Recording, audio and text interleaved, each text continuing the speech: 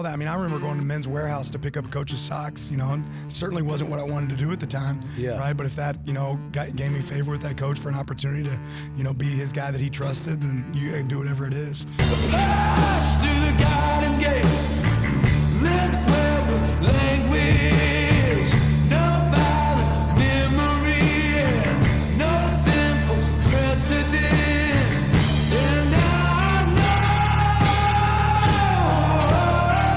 it's true.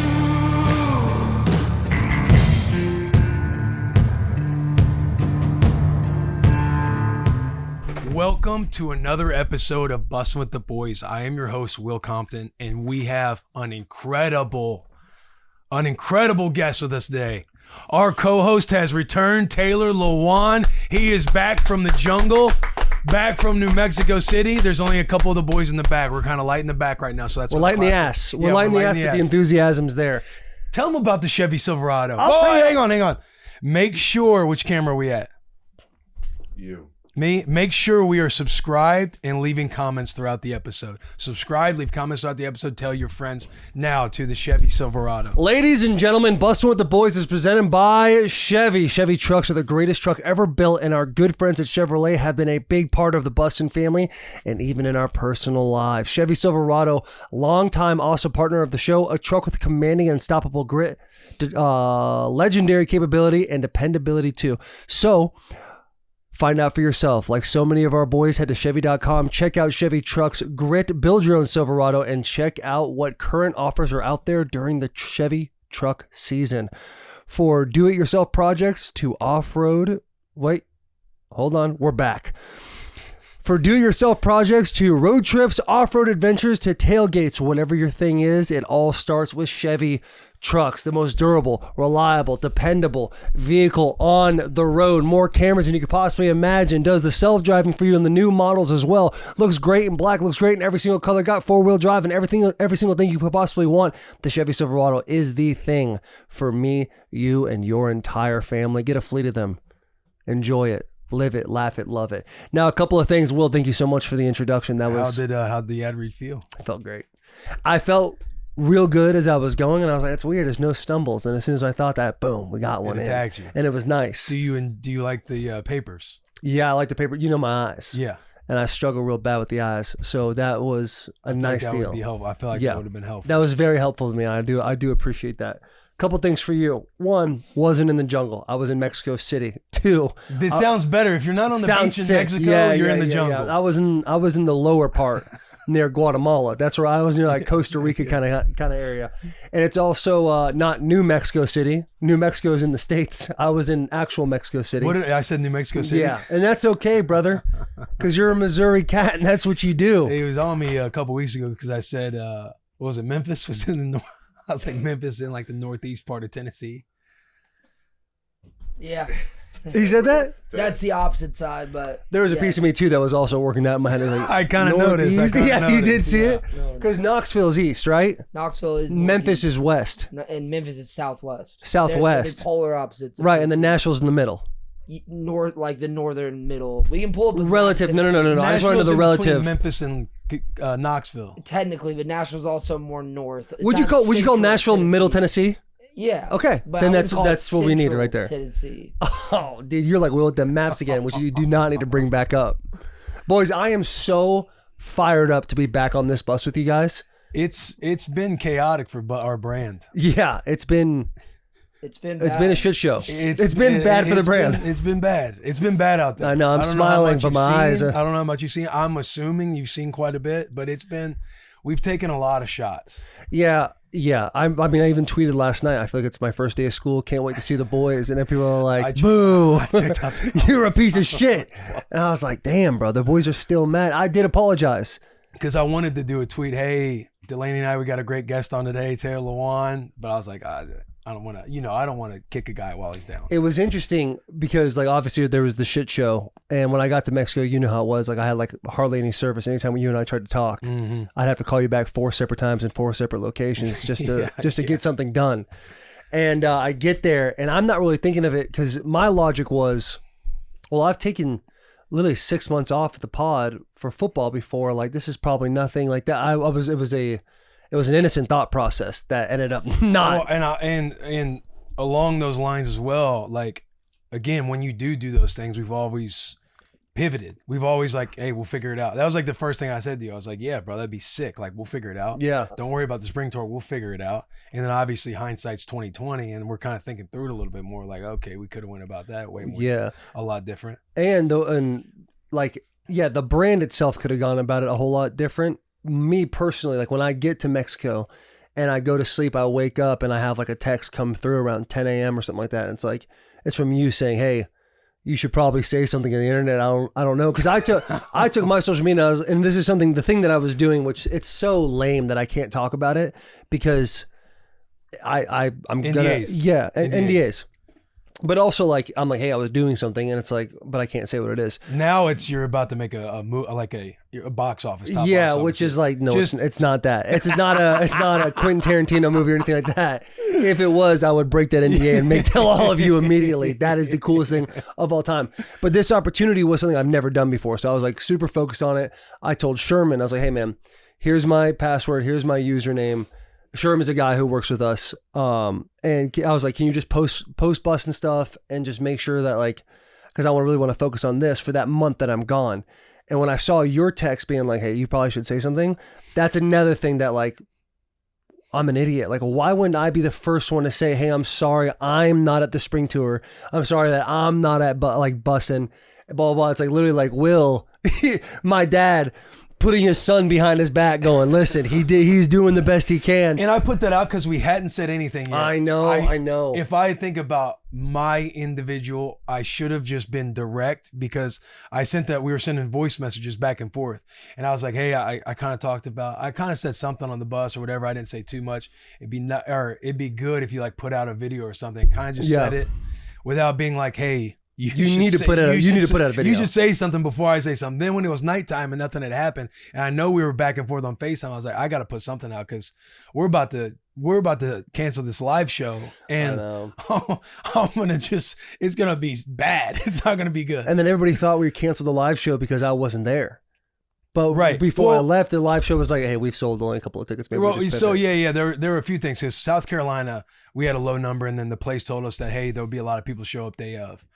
When we had the pushback, not the pushback, but kind of like the disgruntledness from Dave on like, hey, like this is the Bussin' with the Boys spring tour, not Bussin' with the Boys spring tour. Right. And was like, I get it. You guys have a backup plan and everything else, but when sales sells this stuff and the brands think it's you guys, and then all of a sudden Taylor's not on half of it, then it's like, they might not, it'll rub the salespeople the wrong way because they don't want to stick their neck out and sell for you guys because they don't know if you guys are going to both be showing up. Mm-hmm. So that thought going into we've sold a lower number of tickets was kind of like, okay, we can punt this one, get one in Nashville, which we know will be on our own backyard. You'll get to do another one. So instead of doing one live show, now you get to do 2 out of the 3. Yeah. It was kind of like that whole combination of like, hey, load tickets. I don't know if Delaney's coming with us yet. I'm riding this thing solo. I'm trying to figure this thing out.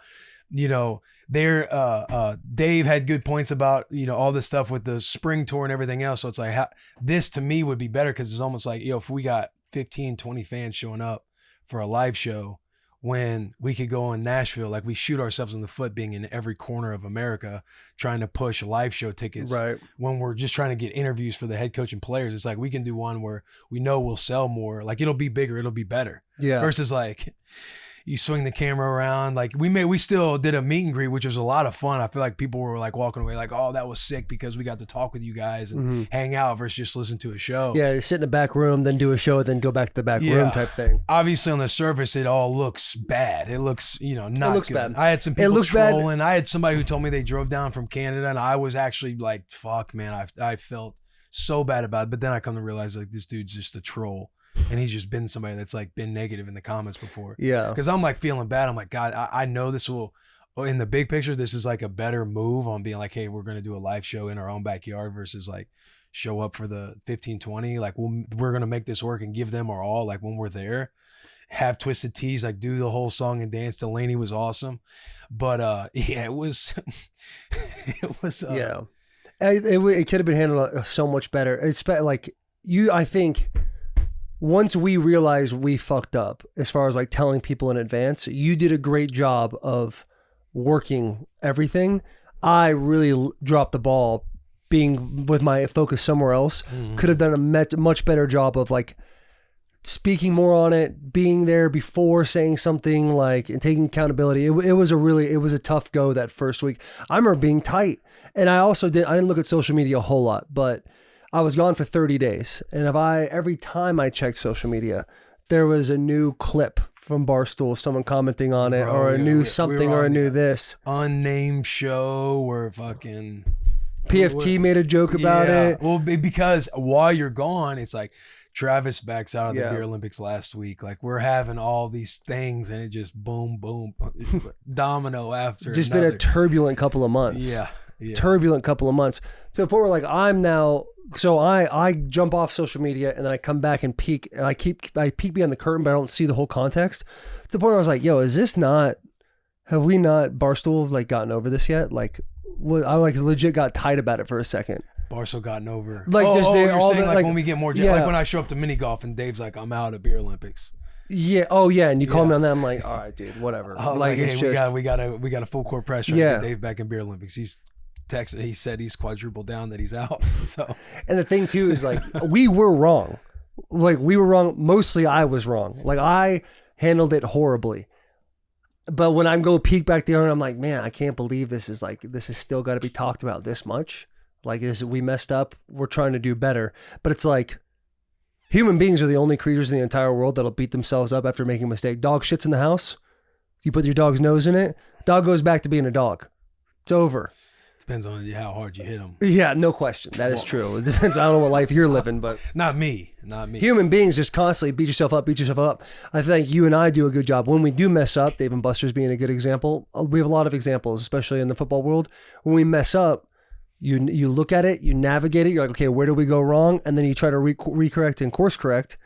But then it's really hard sometimes when people are like, but you did this, but you did this, but you did this. Yeah. And that's how it felt to me a little bit when I was like, 23 days in to being in Mexico, and I peek behind the curtain again, once again, not getting context. And it's like, these guys, like, yo, I was like, we were trying our best. It's not one of those things like if we're getting coached in ball, because we're obviously getting critiqued literally every day, whether it's talked to, coached hard, cussed out, coached softly, whatever it is. It's not like when you do make a good play, your coach also follows up with, hey, but remember when you fucked this play up, don't do it again. Yeah. You're like, damn, I can't even enjoy like making a good play. In the world of the internet, it's like people hold on and remind you, like if you make a good play and then another bad one comes where you make a good one, be like, but Taylor, he bailed. He's out. I know, and they bro. just reminded over. And every time I saw like a Taylor bailed, I was like, there was a piece of me that kind of hit me. I was like, damn, dude. I didn't bail. I'll see some comments. I know. I'm like, fuck, I know he's probably seeing these, and it just blows. It just sucks. Because you do, like, how many conversations do we have? I'll be like, hey, I want to make sure I'm not letting you down. Right. Like, you're my best friend. Right. And I want to make sure you're cool with this. And all these conversations over and over again. And then you see it, and you're like, here come the insecurities. We're right down the barrel. And it's just kind of like, oh, fuck, dude. Jack had a good point. Did we talk about it on the episode, or was it more in like a team meeting where you bring up the point of like, when we do pivots, like there's been times where whether it's from the knee or something's got to shake up training wise, I got to go train here, or when you're, hey, I'm going to do the podcast, a game happens. Okay, let's not, we'll go solo dolo. Like all the times we kind of handle it. Oh, you're talking about when he was in football. Right. Yeah. Or I mean, either of us doing anything. I think as like a fan's perspective, when you were full-time in the NFL playing, people gave you the benefit of the doubt too. When you had 6 months to take off, that was what you had to do. Now that I don't know what your plan is with football, let's just say hypothetically. Let's say hypothetically, go ahead. Hypothetically, you're done. That means that this is now your number one priority. So the fans are not going to give you as much leash anymore on missing stuff. So I think right now is a great opportunity, even though you might not believe it, but to apologize to our fans for not being here for the last month. Have I not spent the last... Hey. I think it's been a little bit of a back and forth. Oh, okay. If there's been zero clarity, you're absolutely right. I just know that there's some fans out there. I'm going to as soon as you're done talking. I just think there's fans out there that are like yelling into their fucking speakers like, come on, like just say you're fucking sorry one time. So, and that's not me. No, Jack. Yeah. He was bringing up. You were saying. Do you that want me we to? Can were I talking apologize? to- Do you want me to do it? Hey, apologize. Hey, it's all good. I'm thinking of the South Park episode where the dude's like bending down over the desk. He's like, "Go ahead, kiss it, apologize." Bussin fans, I know I've spent the last 14 minutes on here explaining the thought process of how everything went. I want you guys to know that never have I ever tried to slight any of you one way or another. And I have never intentionally tried to hurt any of you people by taking myself off of the bus or hurting this brand by going to do something completely different than I've ever done in my entire life. And for that, I am so sorry. I feel like seeing the backlash and seeing everything, I've really let you guys down in ways that I didn't know I was letting you down. And that is a horrible feeling, because sometimes you just go through life and you don't realize some of the people you might be hurting along the way. And if I hurt any of you by not being on this bus and not being around the boys, I am so sorry. I could have handled it better. And in the future, I will handle it better. If other things happen where I do leave for a couple of weeks, I will make sure and tell you the moment it's even a possibility that it happens and be completely transparent with you. I love all of you. I'm very sorry. Big hugs and tiny kisses. You're forgiven. This episode is brought to you by Game Time. Did you know that you can get tickets to any baseball game, any concert, any basketball game right now for only the lowest prices available? That is right. Thanks to Game Time, the official ticketing partner of Barstool Sports. You shouldn't have to worry when you buy tickets to your next big event. Game Time is the fast and easy way to buy tickets to all sports, music, comedy, and theater events near you. They have flash deals for sudden discounts, zone deals when you're feeling flexible, and their lowest price guarantee, which means that if you can find the same seats for less money anywhere else, Game Time will credit you 110% of the difference. Game Time is the best place for last minute seats with up to 60% off of your favorite events. What are you waiting for? Buy tickets now. Shane Gillis. I think Jack went based on the Game Time app. But Game Time, the best. Dude, Shane was solid.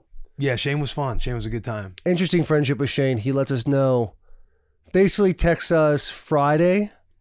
No, Saturday. The day of. Yep, Saturday, let's say 12:30.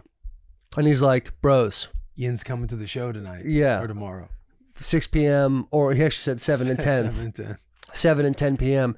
If you don't come, I probably won't go to Beer Olympics. Yeah, bro. And I was like, I guess I'm going to the show. We did go. We went Sunday. We went to the 6 o'clock show. It ended up being 6. They said it was 7, but it was actually 6 after the barbecue. Yeah. And it was fantastic. It was a really good show. A lot of new material that he's working through right now, and it's funny. It's interesting to see, too, because even after he's like, I got the first 20 minutes are solidified. I feel good about the first 20 minutes. Everything else is storytelling and trying to work stuff out. Yeah. And it was interesting to see that, after hearing him say that and then reflecting back on the show, him just literally in front of a sold out stadium working through jokes. The Ryman. Yeah. Yeah, stadium. The Ryman. A historical church. Yeah, absolutely. I mean, going out there and you see a couple levels, you're saying, you reflect back and think of the times he is kind of working through it, because he does such a great job of playing with the crowd. Yeah, does a great job. You don't like that one? Okay. Fuck you guys. This was okay, but that wasn't? Yeah. He did If you didn't like that one, then you're going to think this next one's just all hate speech. Yeah. And so, but it was really good. The boy was on. He's on, man. He's number one in the world right now. I had to sit on his text on Ian's coming to the show. If not, I'm out of Beer Olympics, because my own projectile ability of thinking of the recent L's we've been taking. If we lost Shane, it would be... Not only that, but just the way that we're bros and he's playing with my heart and he doesn't understand everything that's kind of sitting behind my heart at the moment.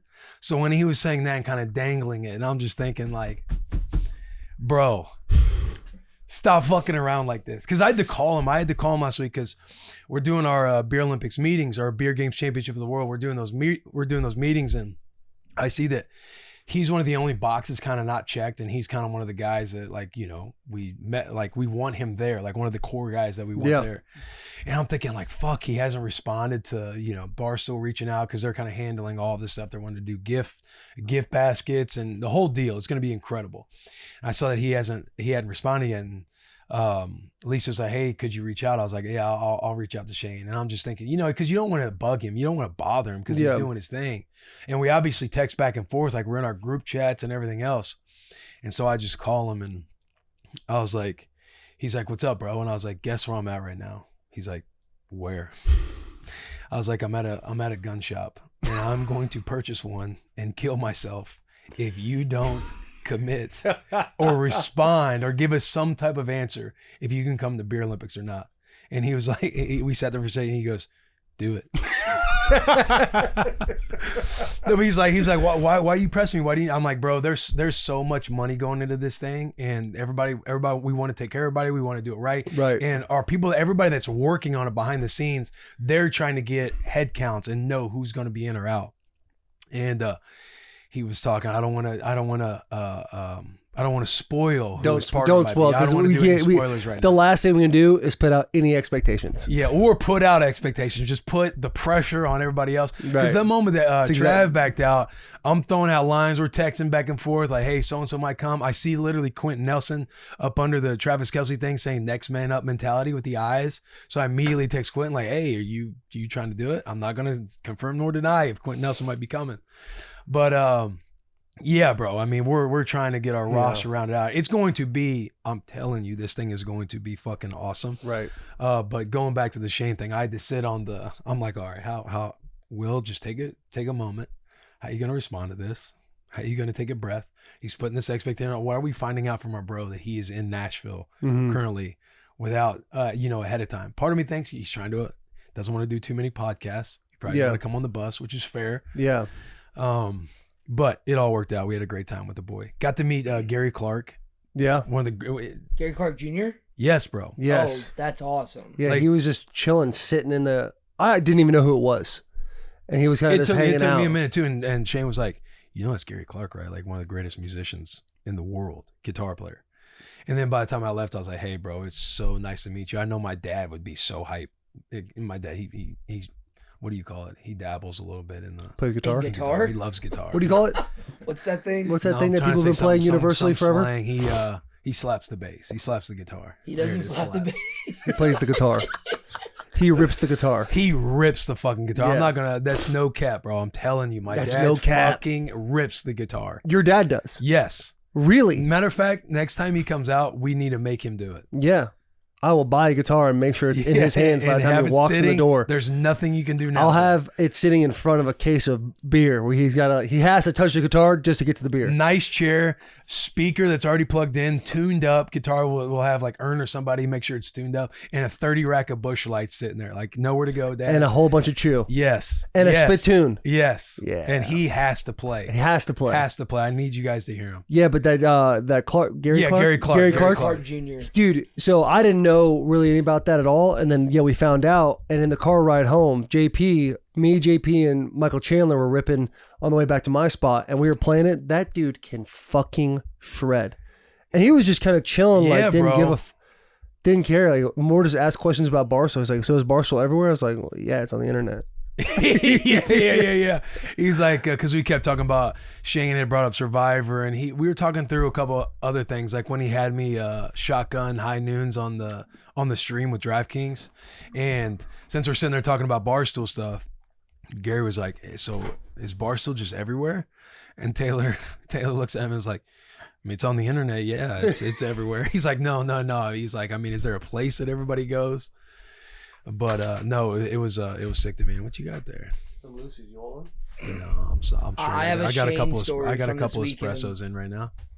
I have a Shane story. Yeah, because you went on Saturday, yeah? So I messaged him on Instagram on Saturday with no intention of getting tickets, and I was just like, good luck your shows this weekend. Not even thinking he's going to see the message or respond. He responds in like 5 minutes. He's like, come through tonight if you want. I had 4 friends in town, and I was like, I really appreciate that, but I was like, I have a bunch of friends, and like day of show, I don't want to be the guy asking for 5 tickets, so not a big deal. And he's like, it's all good, bro. He's like, we can like make that work, blah, blah, blah. He's like, it's 5 tickets, right? And then I had miscounted. One of my friends had also brought a friend, so I was like, it's actually 6. But I was like, seriously, not a big deal. Like, this is too much. And he's like, what's your email? I'm going to find it. And this is at like 4 p.m. on Saturday. So I was like, guys, like if y'all want to go to the show at like 9:30 tonight, I think we can do it. So we're all fired up. And by the time it's like 8:45 rolls around, I'm like, he's still in his 7 o'clock show.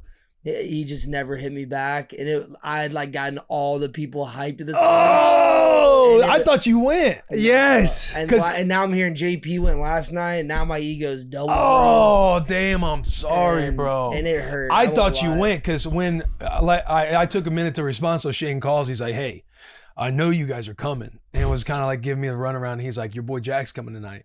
And then I did a little like, hey, make sure you tell him not to post a lot. And he's like, oh, that's what you guys got him for, blah, blah, blah. So we were joking. But I thought you went that night. Because if not, I mean, Mitch, I know we didn't necessarily, I'm thinking in my head, spring tour interviews. You have to get them done. That's just a fair statement. You got us a dirt bike though. That's huge. I have my family in town. When did they leave? They're still here. Oh, yeah. I mean, Why didn't they come to the bus that's a today? reason too. Why But don't you? all I'm saying, Jack, if I would have known you didn't go, Yeah, I you know. totally would have. I'm not like bummed. But if anything, I felt really bad for my friends in town because You got them hyped up. well, there was a moment in time where I was like, it's Shane Gillis, like sold out. I saw tickets going for $1,200 at the Ryman on Saturday. So I was like, the fact that I'm even like asking for 6 tickets, it feels a little scummy. And I know he doesn't feel that way. It was nice enough for him to respond at all. But like at some point when he was like, dude, what's your email? I was like, guys, we're fucking in. Like they were fucking fired up. They're like, why is Shane messaging you? And I'm like, dude, he's just a friend of work. Like, and then by the end of the night, I had to just fucking lay on my sword. And I wasn't mad at all. I was just like, my ego was so bruised. I was like, Bro. No doubt, because you got everybody hyped. yeah, and they were like the girls were like, we don't give a shit. Like, we don't know Shane really. And I was like, this. Oh, you were means hanging with chicks? Everything to me. Oh, it was like 4 girls and 2 guys. So I was like, Man, they probably would not enjoy talked themselves. about this situation in Oregon. So, Yeah. but I'm glad. I heard all the shows went well. I had a bunch of friends who actually bought tickets and said that was Theo there on Sunday night opening, or was that just Saturday? I think it was Must have Saturday been because just I saw Saturday. Theo's He opened- stories. He did like a 15-minute opener for both sets on Saturday. Oh, really? Yeah, but that's all I really know about it. Dude, But hyped it was fun. I was going to say, during your story, I was literally thinking to myself, because I thought that at the end of the story, you were going to get the tickets and go. Mm-hmm. That is the best possible way you could ask somebody for tickets. By being For like, sure. hey man, I got 5 people with me. Don't worry about it. Just want to let you know. I hope you crush it. Yeah, that's really Like all. that is, that's you all give I them the wanted. number. Yeah. You give them everything, and then you just let them kind of do the thing without saying, "Can I have tickets?" I know now. I'm like, there's still like an unread message between me and Shane that at some point down the road he will probably see and be like, probably like not acknowledge it, and I don't want it to be like him think I'm upset about it. So Oh, you got to check him as soon as you see him. maybe- The next time you got, as soon as you see him, you got to say something. No, I'm just hyped. 4 shows at the Ryman is a big deal, so I think that's really cool. Big time. Yeah. Dude, I had a situation when I was in Mexico. A bunch of the offensive linemen from Michigan, they hit me up. Zinter hit me up, and he's like, yo, Shane Gillis, he's going to be in Saginaw, Michigan. We got to go. Can we go? Can you talk to him? Give it to, like, just blatantly asking me. And it's the same thing, like, any of our boys that does something that where you have to purchase tickets to go see them, I always get uncomfortable about being like, hey, these people want to see you. Do Right. you mind letting them in? Right. And so I kind of put it off for a minute, but shout out Zinter, dude. He was shameless about it. He just kept asking and asking, and I was like, all right, I'll ask him. So I text Shane. He's like, no problem. Loves the big boys. Loves the big boys. Loves He the loves big himself boys. some big boys. So I hit him up, and then it was like the day of, and my service was so bad all day. So I'm like sporadically getting messages from Zinter and Keegan and these dudes, and I think they had like 6 dudes with them total. Yeah. And they end up getting to the show. All hogs. All hogs. They end up getting to the show, and they're like in the show, and they're like, we want to meet him. Like, how do we go meet him after this? And I was like, you should have passes. Like, they should have gave you guys a pass. I'm like, oh, we don't have anything. Like, can you text him? I'm like, is he on stage right now? And they're like, yeah. I was like, then he's not going to answer a text. Like, what are you talking about? Like, but Just young cats. in the 20 game, minutes later, excited. dude, 20 minutes later, I get a FaceTime from Shane. He's with all the boys. Oh, he just let's go. hits the pan. He's like, got the big boys with me. got the big guy. You know, he was in heaven. Loves the big They boys. were, yeah, man. they apparently they cut it up that night too. So that was a big win for my Big win for boys in everybody. Michigan, my national champions. Bro, so I had Levis text and ask, like, hey, could you connect me with Shane? maybe going to one of his shows, and I was either on the move or something, but I felt kind of like, No. Yeah, not no, but it's okay to say. Yeah, it made me. I didn't feel like at that moment I wasn't like, I didn't want to again hit up Shane like, hey, do you mind if I give your number, to Will and stuff like that? I don't think he would have cared. I think he would have loved that probably. I think so too. Yeah. Yeah, just because he's a football guy. But for whatever reason, I was on the move, so it was kind of like fleeting in my brain, and I forgot about it. And then a couple days later, like Will comes back around, he's like, "Hey, all good, bro." I ended up getting in touch with him. I'm like, "Oh fuck, I should have looked out for the boys." It's an uncomfortable position to be in. It really is. Because I've done it before, and I don't want to like. It's like you don't want to sit there and feel at any point you're ever trying to like take advantage of one of your boys, especially like you said, like when it's not you going, like when it's not you doing it. But even like, I like it when one of my boys is like, "Hey, so and so is trying to get a hold of you. Can I give them your number?" Yeah, and I'm like, "Yeah, I appreciate it." It's always going to be yes, for sure. It's always going to be yes. But just that little extra mile for me is nice, and it's like, it's just a little something, right? That you kind of like. You just don't want to give out people's numbers. And two, if you're not like, say you haven't texted with them in a while, you know what I mean? And your one text is like you're asking for something, right? And it's been like the only person I don't really think a second effort about it is Jelly Roll, because I'm like, yo, Jelly Roll. Jelly Roll will take care of anybody and everybody at all times. I'm not saying the other guys wouldn't, but I just know if Jelly Roll, if he happens to see your message because he doesn't check his phone very often. He has 1,400 text messages unread on his phone. Bro, he had I had a couple of my boys from back home that I was in high school with, homies, and they're like, "Hey, we're going to the Jelly Roll concert in St. Louis. You think you could get us a couple tickets?" And I text Jelly like, "Hey, could you get these guys, whether they're nosebleeds, it really doesn't matter. If you could just get them just to go see." So these kids one of those things I ain't want to. It's like you don't want to take a mile when you feel like your boy's kind of giving you something. Saying, "Hey, if anybody ever wants to come, like let me know. I'll take care of them." And I get a photo. The boys are backstage with them, fucking getting high. You gave them Jelly Roll's number. No. I ended up going back and forth with Jelly. Jelly's like, "Oh yeah, let me know their names. I'll get them fully taken care of." And then I think I connected them with one of like his people. Got you. But then I get a photo and they're like, they're hitting a blunt with them in the backstage. Dude, that is just so having the greatest dope. time of their life. That is so sick. That really is all time, man. Yeah. No. You want to hit the we got some draft. Yeah, dude. The 82 game preseason is in the books and it's fun.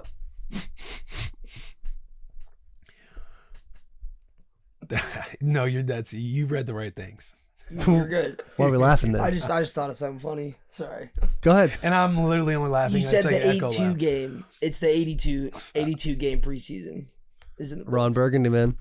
The 82 game preseason is in the books, and it's finally time for the real season. Don't miss out on any of the NBA playoff action at DraftKings Sportsbook, an official sports betting partner of the NBA.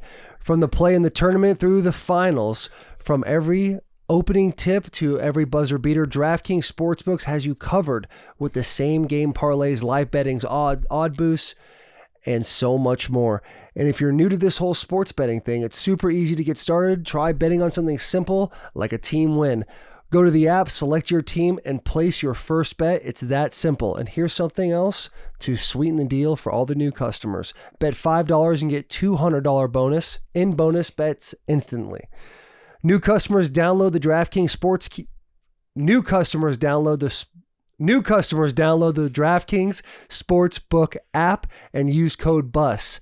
That's code BUS to get $200 in bonus bets when you bet just $5 on only DraftKings. The crown is yours. Back to this episode. Let's go. I said 8-2. We're back. I said 8-2. I don't know if you did. We'll have to run I that literally back. just laughed because Jack laughed. It's almost like when you see somebody yawn and you just hit a yawn. Yeah. No, I get just it. heard like I a get funny. it. So I just joined in. Had to get a part of that. But yeah, dude, good weekend. Also, anniversary weekend. We had that little barbecue before for Michael Chandler, celebrating him getting his big fight with Conor McGregor. I'm sure you guys talked about that already, yeah? Yeah, I think so. Yeah. Because we talked about it the week Yeah. after the announcement. I mean, obviously we're ready for that boy to get in that octagon with Conor McGregor. We'll have to do the same thing we did for $2.99. What was that? Go interview the boys. Talk to That Conor. would be nuts. Talk to Mike. Sit down. Crazy. Could you imagine That would be nuts. getting to interview Chandler? Yeah, that'd be. Taylor, that would you be would crazy. have loved Oregon. Dude, yeah, Will was telling me about it a little bit. Oregon, fun fact about Oregon, that was a school that I legitimately wanted to go to. Like I wanted to go to Oregon and commit to Oregon because that was like the height of their Nike uniforms. And when I got offered by them, I was like, done. We're going to Oregon, boys. That's what we're doing. So you had Oregon. I had Oregon. What made you not go? So my dad had this thing. He's like, hey, I want to go to all the, I'm going to go to the official visits with you, blah, blah, blah. Like it was kind of like his way of being like, we're going to work this out together type thing. Mm-hmm. But every time Oregon came up about going to see them, there was always some sort of travel conflict with him. Could never make it. And then I went to Minnesota, and I almost committed to Minnesota because you know me, I'm a honeymoon phase type of guy. I'll just jump in. Yeah. I'll get in there quick. Yeah. I was like, I'm going to be a gopher. Thank God I wasn't a gopher. And then I went to Michigan, and I was like, yeah. Because that's when the whole Jake Long thing was going down and all that. Well, I mean, yeah. So I never took a visit to Oregon. But I bet the flashy lights would have got me. Bro, I mean, they got some nice facilities. Can you rank your top 5 spots that we've ever been to? I can if we have a list of where we've been. I can probably. And Just trying to remember is hard. Can you be on better than who's got better facilities? Nebraska. Legit. Let me ask somebody else. Nebraska does. Really? Yeah, here's why. they're The way in the- Oregon looks now, Oregon I would say is number 2, but the way Oregon looks at this current moment, they've had those facilities since like what, A long 2013, 2000. Yeah, they said the new ones that they're starting, they have like the concept plans of them will be done in like 4 or 5 years. So when that happens, That's they will going to be it'll be the fucking- mecca of any Be program. like an Iron Man movie. Literally. They got Just that Iron kind of Man money. facilities. Like you could just tell that they were so far ahead, like tech wise and everything else. And with Nike, they got so many cool things. Yeah, out yeah. there. They have so many. And the Is that you? the look of it. Yeah, I think so. Did you already have? There's yours right there. Oh, yeah. The look of it is just like it's slick, bro. It's so clean. Yeah, like a modern look, but like an athletic modern look. I know it sounds fucking An athletic modern jock No, brain no, right there. it makes sense though. You like walk outside and every building's like black and they got like this fountain in the middle to where when all the players walk through and they talk about how the game day experience, like there'll be a bunch of fans out there grilling out and everything else. But it's sick. And they obviously got all the gear, all the sports science stuff that you love, like the Nord boards, but they got force plate stuff for absolutely everything. They have a specific sport performance, like science area. Really? It's inside the Marcus Mariota Performance Center. God, that's so cool. He's the king there. He's no the question, king, bro. He's the only Heisman Trophy winner. Only there. Heisman. Yeah. So they have the Heisman Trophy like sitting, looking gorgeous and having like all of his background kind of written around the trophy, like below it. And then behind it is they have what looks like places to sit, but it's the islands of Hawaii that surround it. So him being the No only Heisman shit. Trophy winner, he is the man there. It's like a whole section of a building that's just like the Marcus Mariota Hall. It's just like you look up in the ceiling. When you look at it from your eyes, you don't see anything. And if you look through it through your camera, it's like his face. What? Yes, It's bro. How does that it's work? hard to describe. So you take a It picture is of hard to I describe. have a video that we can Yeah. put and overlay probably on my phone. I can show you later, but yeah, it's just like you Yeah, can bro. tell he's their golden boy. I think these are all the places we've been. I might be missing one, but that is you can rank for sure. The best of the best are on there. So I would say what sucks is we didn't get to see all of Texas. And the whole water bottle gate. Yeah, water bottle gate was Yeah. tough. That's the only place we've been where we weren't able to get a bottle of water. Straight shooters there in Austin. Yeah. Straight shooters. Yeah.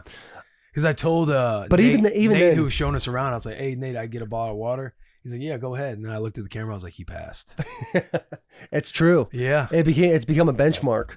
A small box to check, but a box nonetheless. Yeah. Yeah. I mean, you want everybody. And again, Texas, they took care of us when we were out there to a certain point. Yeah. But you want to see like people that are welcoming and just insane hosts to us. You remember that. You remember like how they made you and the boys feel. Not only us, but how they take care of the guys behind us. And Texas they were like inviting. They were showing us stuff, but they just didn't show us everything. Like some places, And they like we were on a Nebraska, schedule. Michigan. I don't know how. Tennessee. I actually haven't been to Tennessee. I mean, they're They doors wide open. just finished those new ones that they were talking about with like the whole car wash. So a lot of these programs are Yeah. adapting where you put the pads on. But I'm talking about hospitality. Hospitality, yeah. Tennessee's say- up there. I mean, I feel like It's Nebraska, hard not Michigan, to you got to say kind of throw to the side. Nebraska.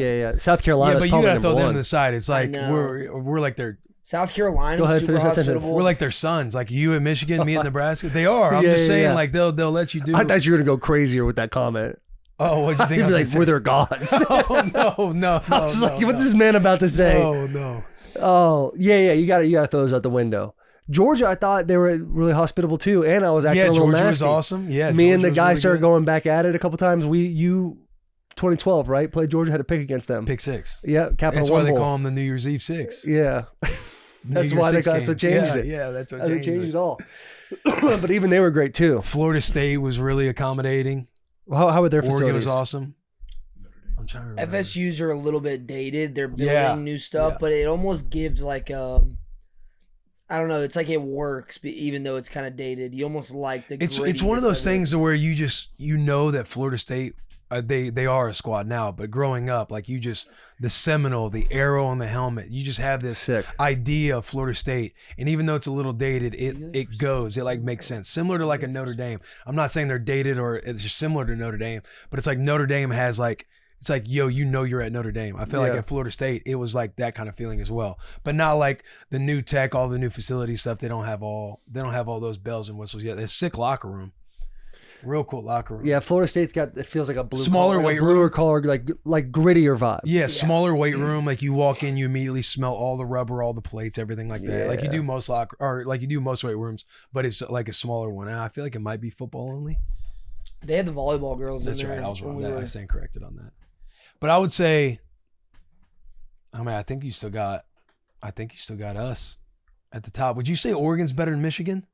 I don't think Facility wise, Yeah. I would say Michigan's locker room is better Really? Because their locker Wait. room. The no, locker no, no, room no. we saw, because they're building a new one. at right? Oregon. Yeah, Michigan's locker room was like the one thing that we were kind of like, because that was their Comparing- locker room's been there since Yeah. I was there. I thought that they just redid that locker room No, at Michigan. no. Didn't they add in like LSU the, was the one that was like their locker LSU room. is sick.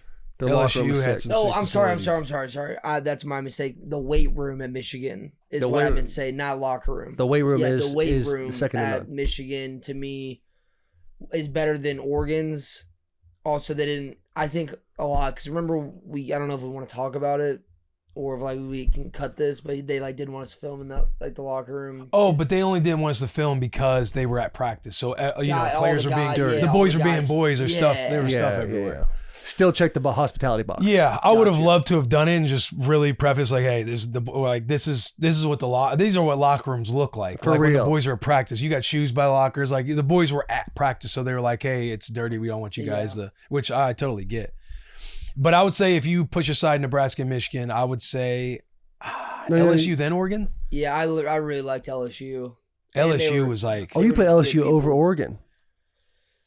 they're If- different. If we could see the track facility, I think it would have been completely Oh, I bet the different. Yeah, track it'd be is Oregon. crazy. Yeah. It'd be Oregon. But the people at Oregon were just top to bottom, from facilities to just like restaurant waitresses To the rental car gal. just so coming out of the nice. airport. like unbelievably nice. Really? We're like, what do we do to deserve this? And it's just clean Yeah. everywhere. Oregon, yeah, because they're all high. yeah. And Is it? Free spirit, a little more Yeah, free yeah. spirited out I think there all for sure. I think A little all more drugs blue. are decriminalized there. in Portland, that I you think can, it yeah. I is. mean, there's some because I would see comments and everything else where I'm assuming people are alluding to that. I think in Yeah. Portland it's decriminalized. So in like there, so we're in Eugene. Oh, okay. But Yeah. I Beautiful drive. beautiful. Because that was the hard part. You fly into Portland, you got to drive 2 hours to go down to Eugene. So I'm curious. Like I'm sure they get kids in that'll just fly into Eugene. I'm sure. And we had a 4-hour layover in Salt Lake City. That was the worst part about Oregon is we had a 4-hour layover. We had to go right back after the interviews, so that way we didn't get back at like 6:30 at night on Friday. Because we're done with the interviews on what? Like 3, I think. Or was it earlier than that? Yeah, like 3:00 on Thursday, right? Thursday. 'cause such we a went to blur, yeah. Denver and then flew back Friday Yeah. morning. Tried to make a flight at 6:30. Made a flight at 6:30 out of Portland to go to Denver. Took a little 4-hour nap at the hotel airport. 4-hour nap. We probably we slept 4 hours because we had a little If bit of a that. delay and we got in at like 11:30. Yeah, it was like 11:45 by the time I was getting in my room, and then Yeah. we had to get up at 3:45. Yeah, something like that. And then fly from Denver to Nashville. I mean, it's a trek, but It was. three awesome, conversations. 3 awesome interviews. Tez Maybe Johnson. the best spring tour interviews we've ever had. Yeah, Really? dude, Yeah. this, I mean, both of them really. Dylan Gabriel starts like asking me questions, and we just have like a 45-minute long conversation. Like I'm kind of running through my stuff with him, talking about all the transfer portal because he's transferred around a lot of different places. And then with Tez Johnson, he talks about like he got adopted by Bo Nix's family at 15 years old.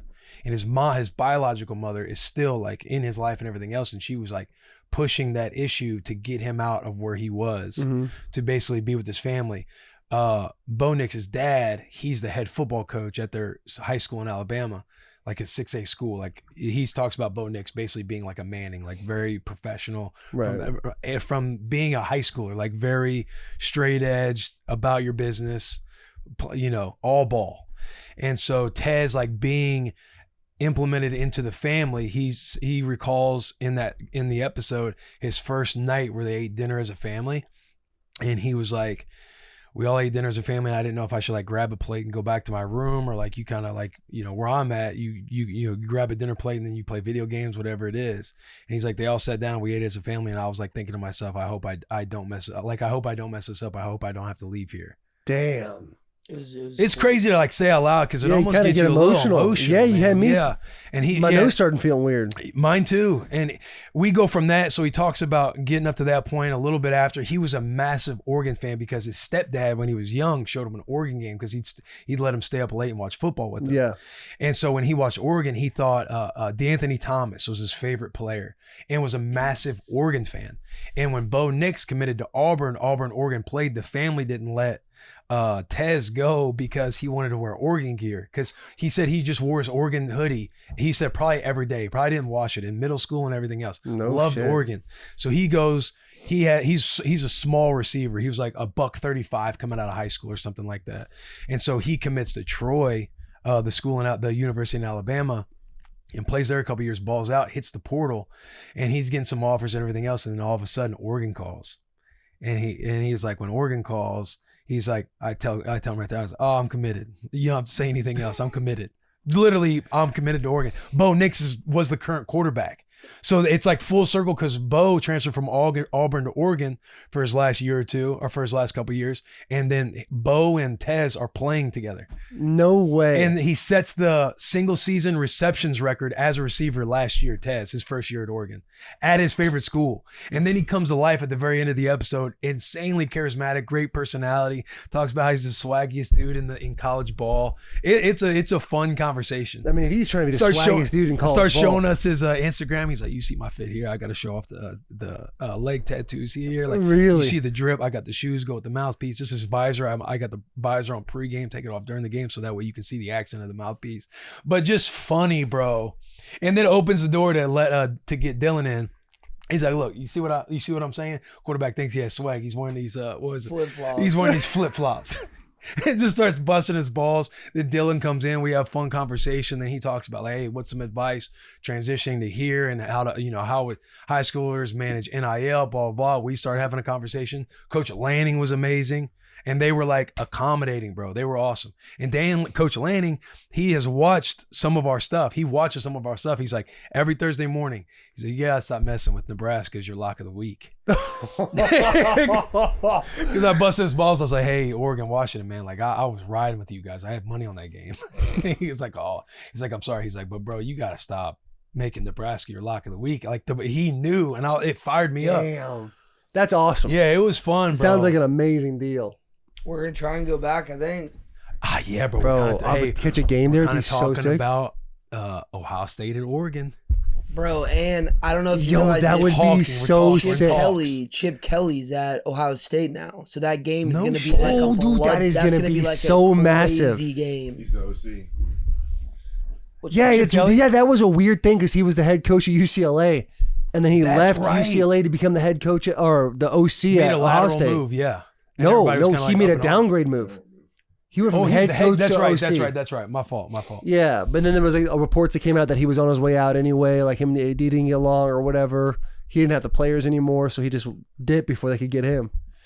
dip, and then you go to a spot like Ohio State that's probably going to prolong, like get you back to wherever he wants to go, whether it's the NFL or a you go 11-1 every year. Like you're gonna get some jobs. Yeah. It was kind of, and Coach Lanning was talking about what was your biggest move you feel like. I was like, I know I've listened to your pods before, and you recall like there's too many. I was like, but what was a move that like happened for you? You guys will obviously hear it in this episode, but he talks about like going and downgrading, making good money, and then like taking a shot to go be a G at Bama, thinking like this will help get me to those next bigger jobs. Yeah. But they were awesome, bro. Yeah, they were awesome. I really want to go see that Oregon Ohio State game. What week is that? Let me see. Is it during Spooktober? Strong chance. I think it is. October 12th. Week 2? Is that week 2 or 3? That's like October week 6. October 12th. No, in October. Oh yeah. I think it'll be the second week. I can look at the calendar. We can make that happen for sure. I think so. Yes. We gotta make sure align sponsor wise and everything else that we don't have. Not that we don't have, but if whoever wants us to be in like SEC country. Yeah, but I Second thought Saturday in October.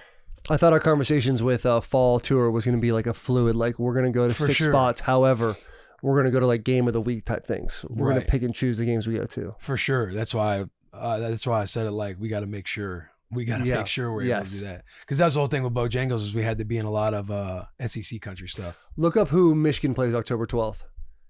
Because I know we're not going to Michigan, Texas because Nebraska, which is going to be a fun time. We're going to have a good time again. Bro, I trust me. I do want to go to Texas, Michigan too, but Colorado at Nebraska? It's a big game. Play Utah. Yeah. Perfect. Play Washington the week before. I have 0 schedule conflict then. Hang on. We're at it. It's Washington. Oh, it's in Seattle. It's in Washington. Oregon plays Michigan though in Ann Arbor, but we want to like the No, whole we. reason Oh, going yeah, is going to Oregon. What's a? But let's just to say that going to Michigan during that game would be hype. I know. Go up USC. They play USC September 21st. That's where we're gonna go to Michigan right there. That'll be. That's the game we're gonna go to. So we'll go Texas. The Texas week will be Nebraska, Colorado.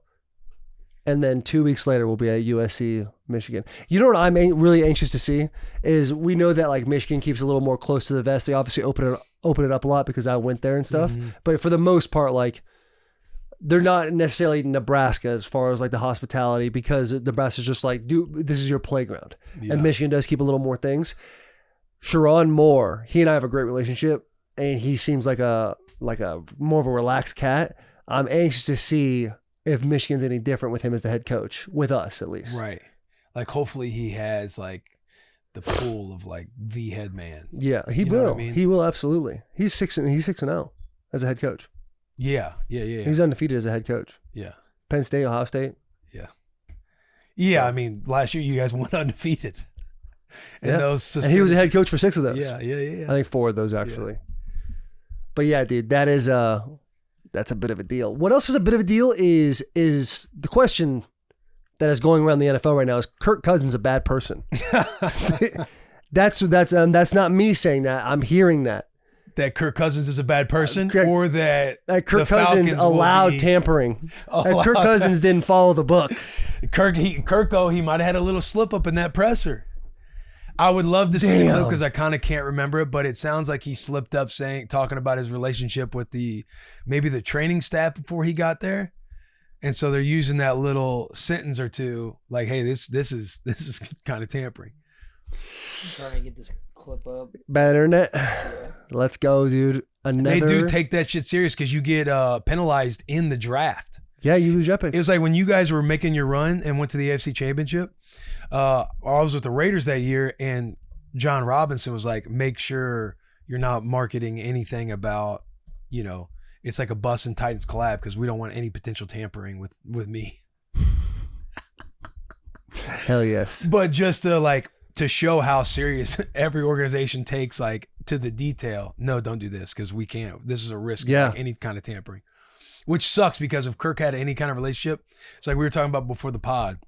It's almost like if coming back, if just knowing Todd Torricelli, the trainer, if we just had any kind of conversation and I say it and like I have some presser coming back, like, yeah, I was kind of catching up with Todd, back in January or December, blah, blah, blah. That could be, boom, you're labeled as tampering, even though you have like a personal relationship with the said person. Yeah. I got him. The good news for Kirk Cousins, though, dude.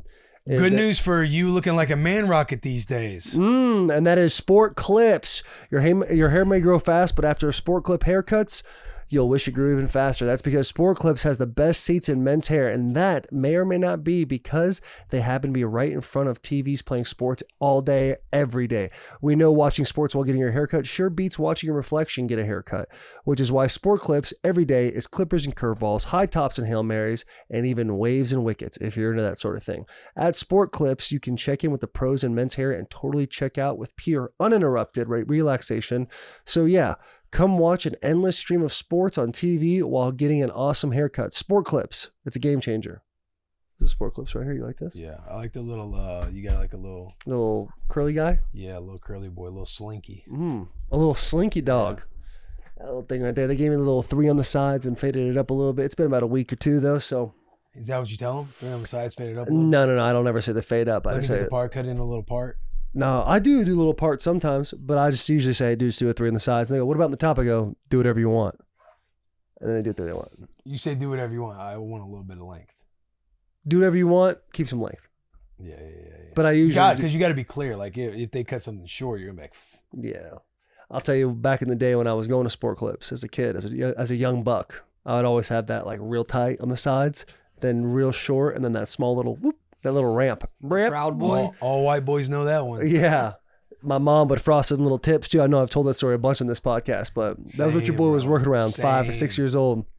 Get some of that hair color shit at Walmart, fucking frost them things paint up a little bit. Paint it. You put the little thing on and they pull just a few out. Yeah. Use that little stick, pull your hair out. Oh yeah. Douse it with that blue paste.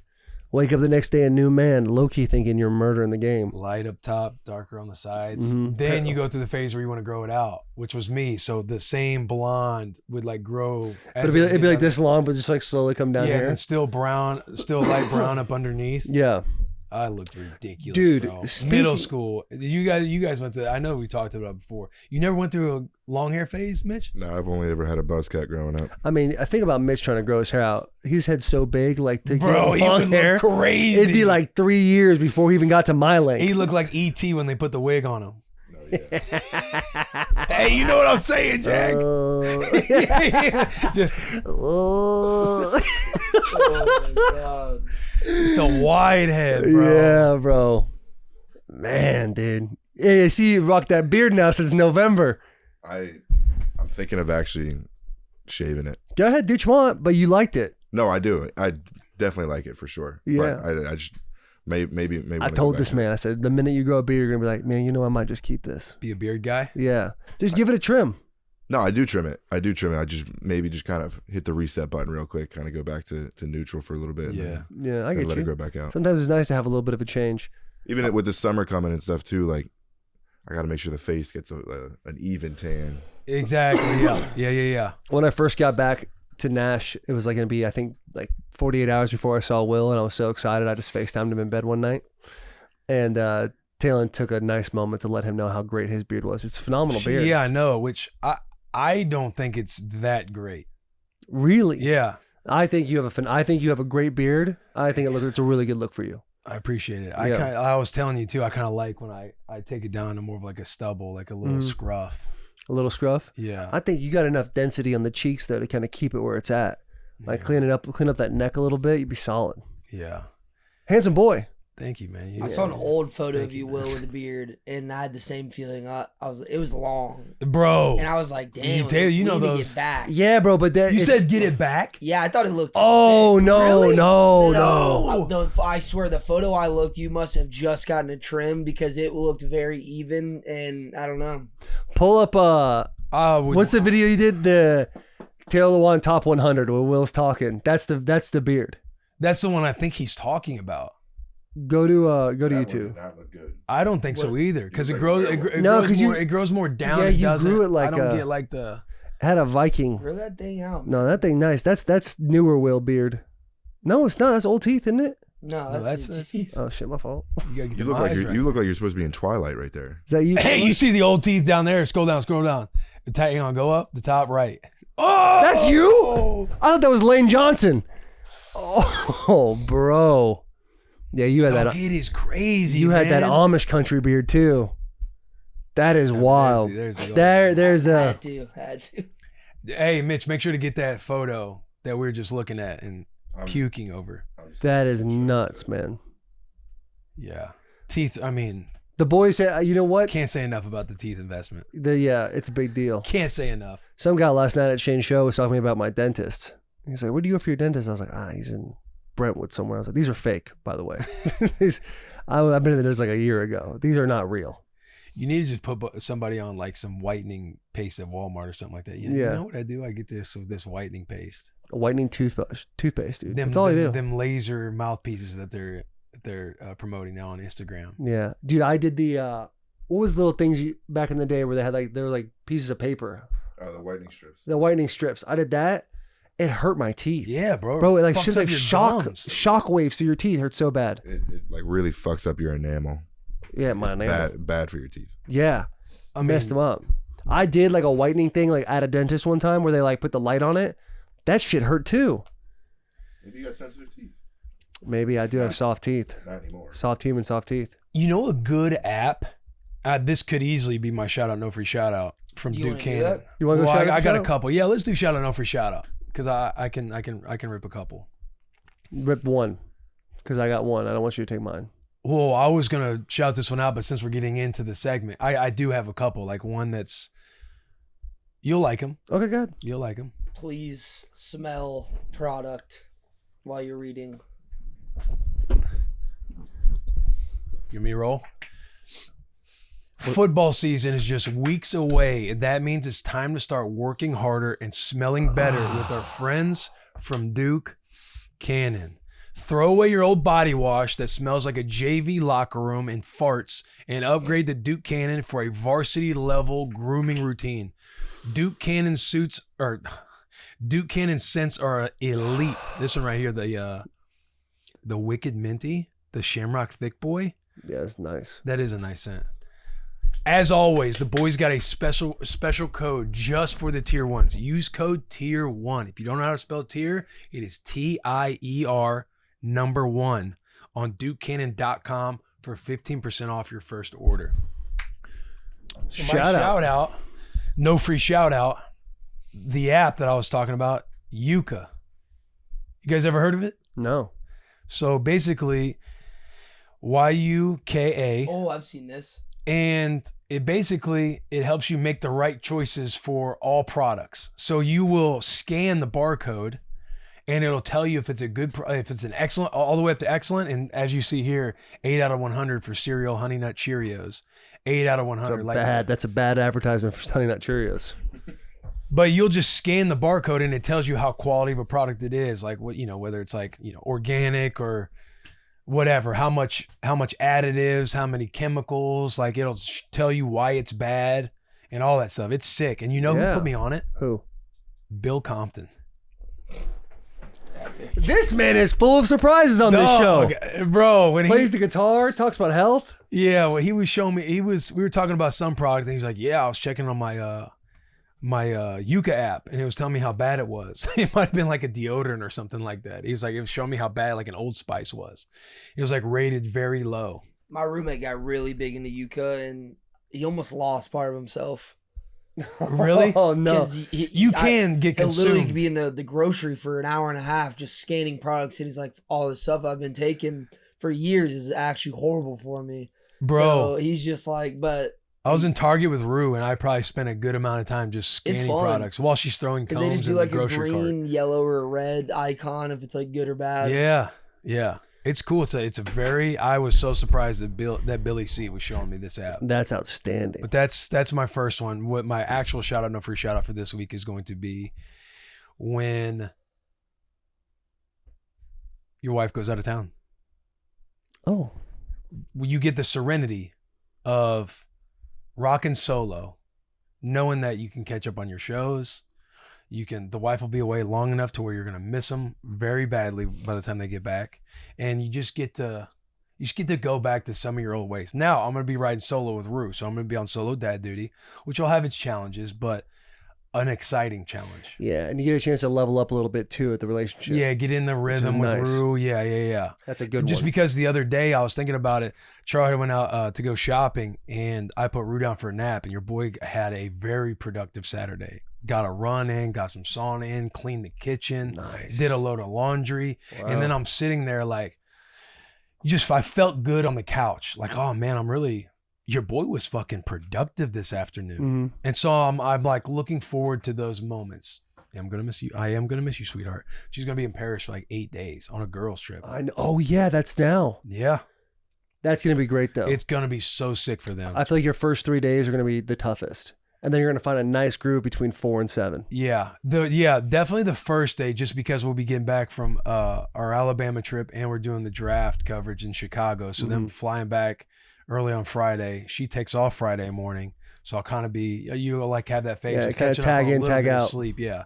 I just need that first night to get some sleep. But other than that, like we'll have a good time. Is But that Rue? that's my shout out, when you have that serenity and just peace and quiet when the kid's going to be down sleeping, whether it's for a nap or nighttime, you're just going to have the house to yourself. Can I add a layer to that for you too that makes it even better? Yeah. Your wife is not going on a business trip for 8 days. She's not doing something she doesn't want to do for 8 days. She's having total and complete fun for 8 Yeah. days, to the point where you don't have to worry about, oh, this is happening, that is happening. They're going to come back and be all drained. Like, they are filling themselves up from a soul standpoint. So when they come back, they'll be ready to maybe take over 70% of the load for a minute, a day or two. You'll have the scoreboard will be in my favor for sure. Big time. She'll have to make a halftime comeback in a hurry.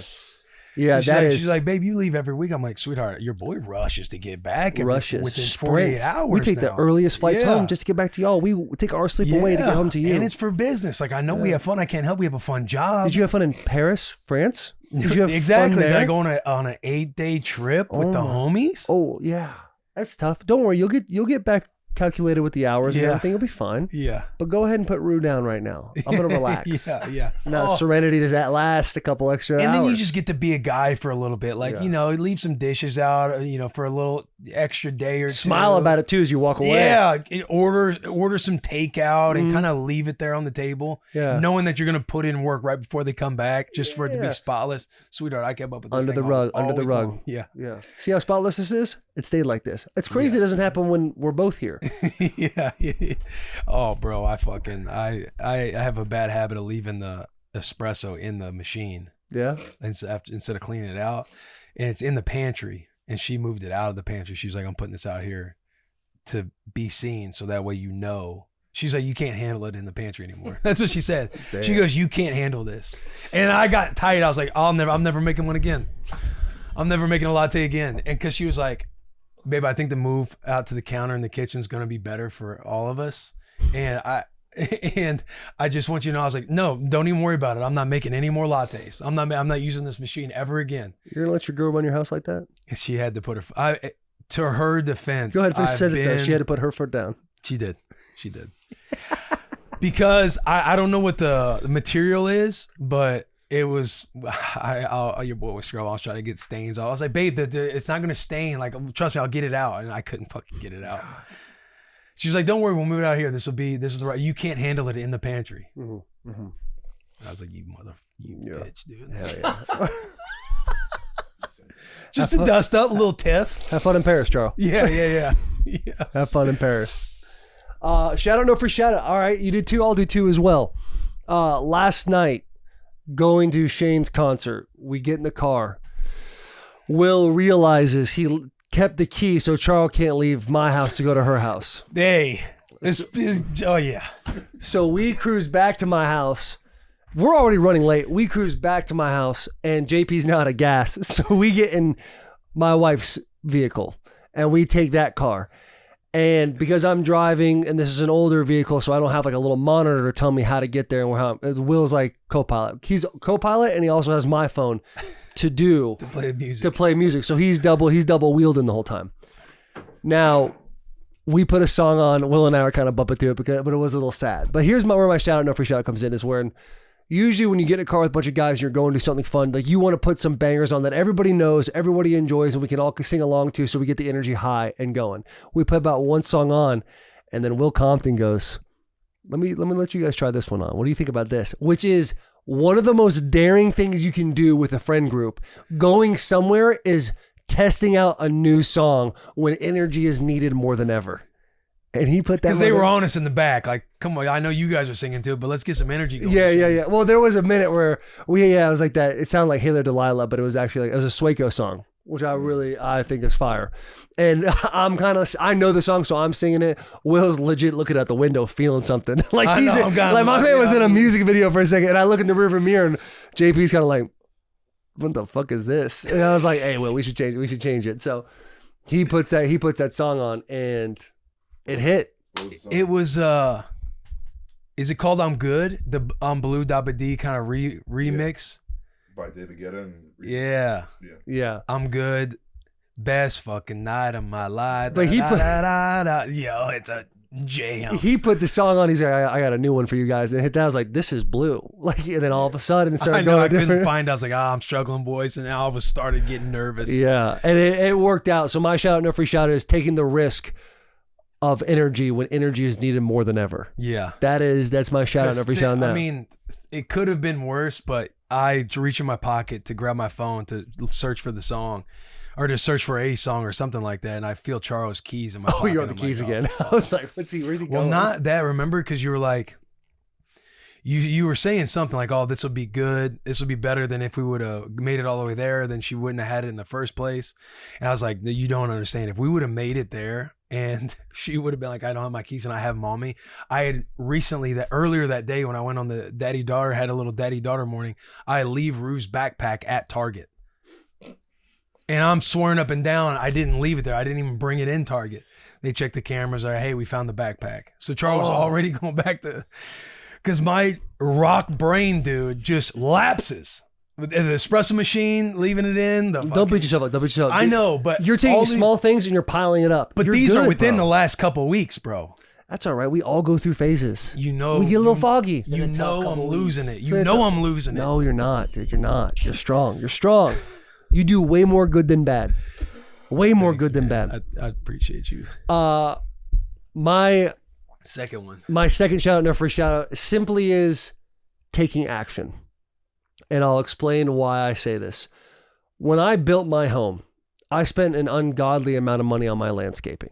And I told the landscaping people, listen, this is what I want. I want you to think like you're walking into organized chaos, like green, lush, but there's flowers everywhere. Like you're on a French countryside and there's wildflowers as far as the eye can see. And it's just like a vibrant, beautiful bunch of colors. And you're just like stimulated, but you feel warm and fuzzy inside. Landscapers like, we got you. They start planting stuff and they go, 3 years from now, got to give plants time. You'll have that. Perfect. It's now been 3 years. I have good landscape. I got good grass. But I would say you have good landscape. Well, devil's in the details, brother. I was blind too, but now I see. Okay. Okay. I start looking out, and Taylor brought to my attention a little bit. I'm like, you're right. There's not a whole lot of vibrant French countryside going on here that I was wanted so bad. And this dude named Steve crawls out of the ashes, and he's like, I am the greatest gardener of all time. But people just don't know it yet. I can turn this into what you want. Blah, blah, blah. So I have now taken action. I bought a tractor. And I dug out damn near half of my own landscape this past weekend. Talk about being productive. You dug out? Swear to God, I dug out. I need call my video, wife. Bro. Call my wife right now. I thought you just got on the tractor. Like, no. I'm just going to put up a funny that you found on Google. Jack saw that image right funny. there is on Google. That's a funny Jack move, but let's call Taylor right now.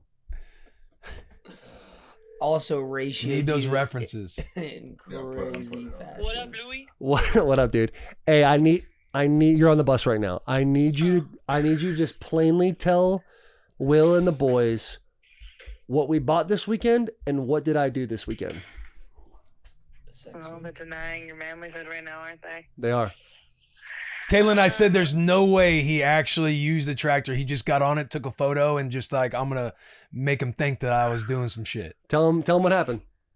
Will, I can completely understand why you think that. I even told Taylor this is the first time in 8 years I've ever seen dirt under his fingernails. It was like actually noticeable. Get to the point. But we W. bought the tractor and he got on it and he filled it up with grass he pulled and then he drove it to the spot to dump it and drove it back. Okay, Did he dig up? He said he dug up half of his landscaping. He did that by hand. And he actually did, for real. And he used the bucket to fill it up and then he went and dumped it. He did real landscaping this weekend, Will. All right, that's confirmed. That's confirmed. All right, I love you. I'll talk to you later. So I dug my shit up. This Steve guy, he's like an alchemist, dude. The way he's got a green thumb like no one's ever seen before. He's out at my house every single day, and he's like, I want to use your land to show people what I can do. So I took action, and in 3 to 5 years, boys, I'm gonna have a world-class garden at my house. I'm gonna have a world-class. So you got to restart, basically. Yeah, but my grass stays. Great grass. A lot of green all year. Out. Yeah. It's very green, good grass. Vibrant green. But like the kind of bushes you see that are kind of around the green grass. We're working, baby. We are turning that shit into. I'm not just talking about it'll look nice. I have an area designated to Win Rebel Lewan, my oldest daughter, that there are different flowers and different plants that are from a family named Win that we're going to plant there. So that's going to be a Win garden. There's obviously a willow tree, my youngest daughter. I'm going to plant different willow trees, different willow plants, which Steve was telling me about. There's like a bajillion type of different plants. I am going to have a world-class garden 3 to 5 years. And I took action on it this weekend. Bookmark that. Shout out, no free shout out, taking action. Yep. Shout out, no free shout out, taking action. And shout out to, you said Steve? Shout out to Steve. I know. That's a gritty move. It's a gritty move by Steve. No one knows it yet. I need to build my portfolio. Let me use your land because I can really deck this thing out for real. And then use that to market and showcase my skills. He is, I don't want to sing his praises too much. I do like Steve a lot. Early in the game. It's early in the game. First quarter. He came out, said a lot of good things. And I'll tell you what, first couple minutes of the game, he's been doing great. Okay. He's been doing great. But I mean, 3 to 5 years is a long time. Yeah. Eventually fatigue will set in. Fatigue makes cowards out of all of us. Yeah. Great quote. I'm going to pee. Mitch, do your shout out. My shout out, every shout out this week goes to Supercross. So when do you ever not talk about Supercross? I'm sorry, it's like you with Nebraska. I'm a fan of something, I'm gonna talk about it. And every time I do talk about it in the team meetings, other meetings with you guys, asking you guys if you're gonna show up. Here we go again. Here you're talking about Supercross, but just telling me to shut up, making me feel bad. Okay, time out. I'm teasing a little truth to it for sure, but I apologize. I know you love Supercross. It's very near and dear to your heart. Yeah. And I won't go into the whole story, but I want to shout out Sean, Brennan, Dustin Pipes. Those were the two guys, and Chris Elliott from Team Solitaire. We have a dirt bike now. It was a very, very long process in getting it. Like a year and a half. No year. We were, but the talk of getting something from Twisted Tea, dirt bike wise, was last year's Supercross, and that was a year ago. But it's that conversation of that bike started. You started that conversation with them a little before that. I didn't think we were going to be able to get a bike from them. But then we were going to get a bike, and you promised it for a year. It's been a year. Yeah, and we have it now. We do, and it is beautiful. It is so sick, and just the like Sean and Dustin and Chris, like they were super accommodating for the guys, for my family. Taylor, Delaney, like got us tickets, had a really good seat. But they're just great dudes, great people, and can't thank them enough for getting us a dirt bike. And Taylor could only be at the thing for an hour. It was my anniversary. But yeah, it was no. First day back anniversary. And that's I'm happy he even gave us an hour. Like he didn't have to do that. And Sean was like, okay, we got this, and this, and then you're out. You're fine. And we made it happen. I'm stoked about it. I know you're stoked. Remember when we were talking about your approach to Taylor? Yeah. You're like, did he ever let you know that we talked? What he texted me, he's like, Mitch, I know you're gonna ask me something, just ask it. No. I said, when you're ready to ask me the question, I have an answer. Yeah. And would you text back? Do you want to go? No, you said, "What's your answer?" I said, "You have to ask the question first." Yeah.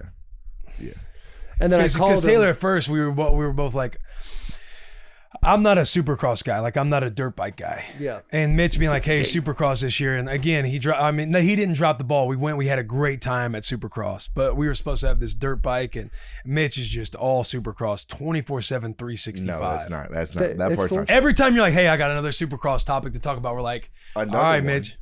We're like, all right, where's the bike from last year that you said that you swore up and down we were gonna have? Well, now it's here, and you can't bring that up anymore. No doubt.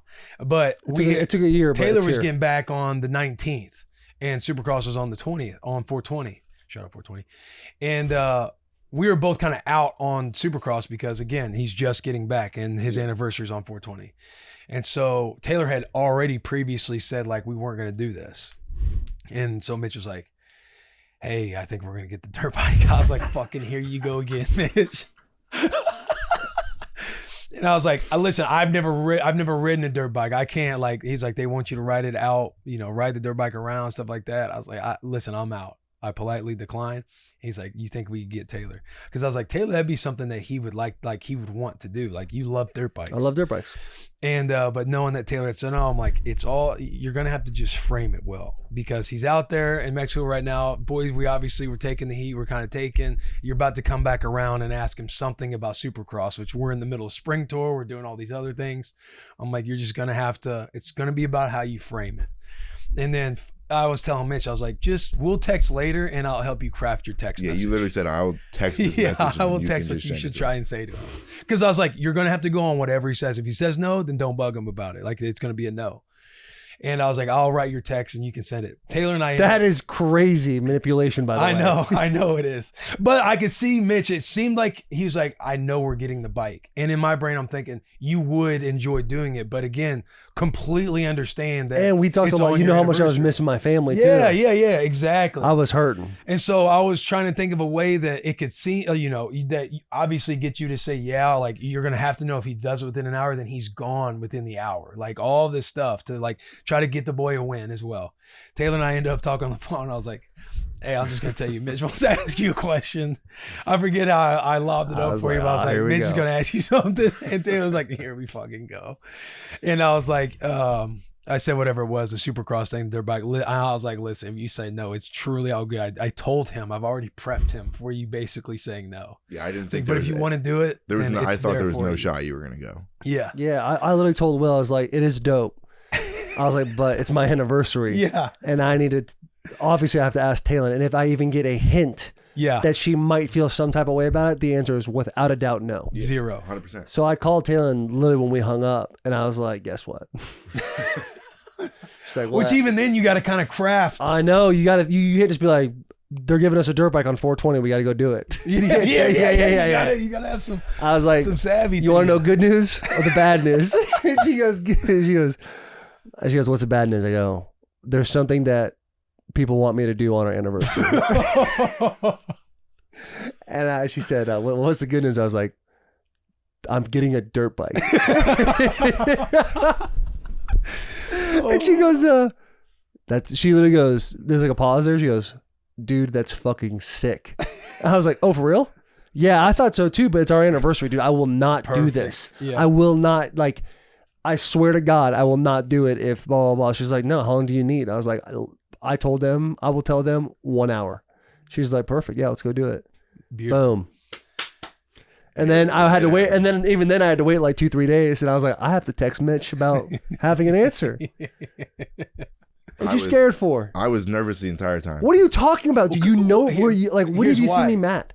Well, no, not that you were mad. It's not that. It's just that he's bringing up another Supercross question, and we ball bust him. Ball bust every time. That's a fair. That's because he comes up. He's like, "Hey, so another brand wants you to do this," and it's like, bro, I mean, remember the private jet? We've been rocking with Twisted Tea. Yeah. He brought up a private jet opportunity that fucking didn't work out. So every idea I got a private jet thing brings up for Miami. Yeah, sitting in a meeting, we're like, all right, Mitch. No callback.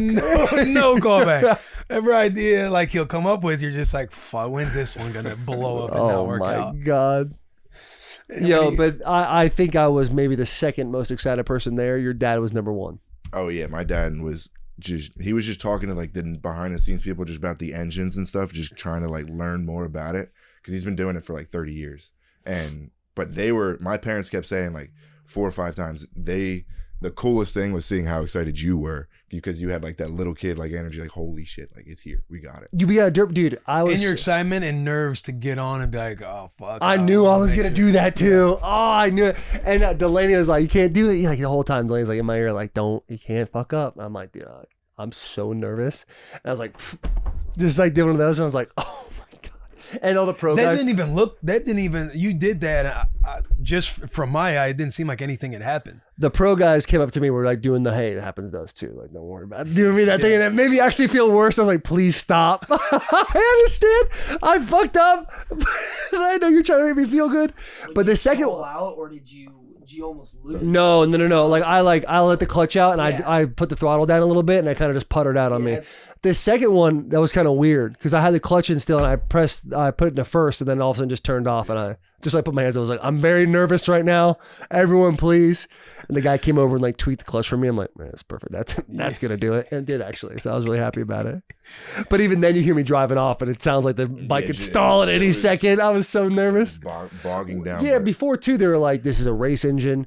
Can't like on this road. Be very careful. Slips very easily. So like, then I started getting my head a little bit like, man, what if I just tip this thing? And I get how long had it been since you've been on a dirt bike? Since I've like driven an actual dirt bike. Probably 16 years old. Is 16 when you broke your foot or earlier than that? No, I was 12 when I broke this foot. Got you. Your boy, no joke, I put a little thing on this on Twitter, but like I would get up in the morning before like middle school and high school, like 6 a.m. and go ride my dirt bike in the state land for like an hour. And then I would come home and get ready for school.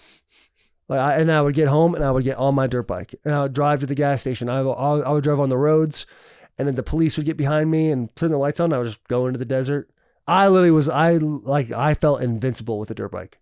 It was insane. That's cool. I would drive to my friends' houses. Dude, I truly thought I would go to the Super Pumper gas station on the corner of Dynamite and Tatum, and I'd get a microwave burrito, and I'd fill my gas tank up, and it'd cost like $1.50, and I'd bring change, and I'd put it on the counter.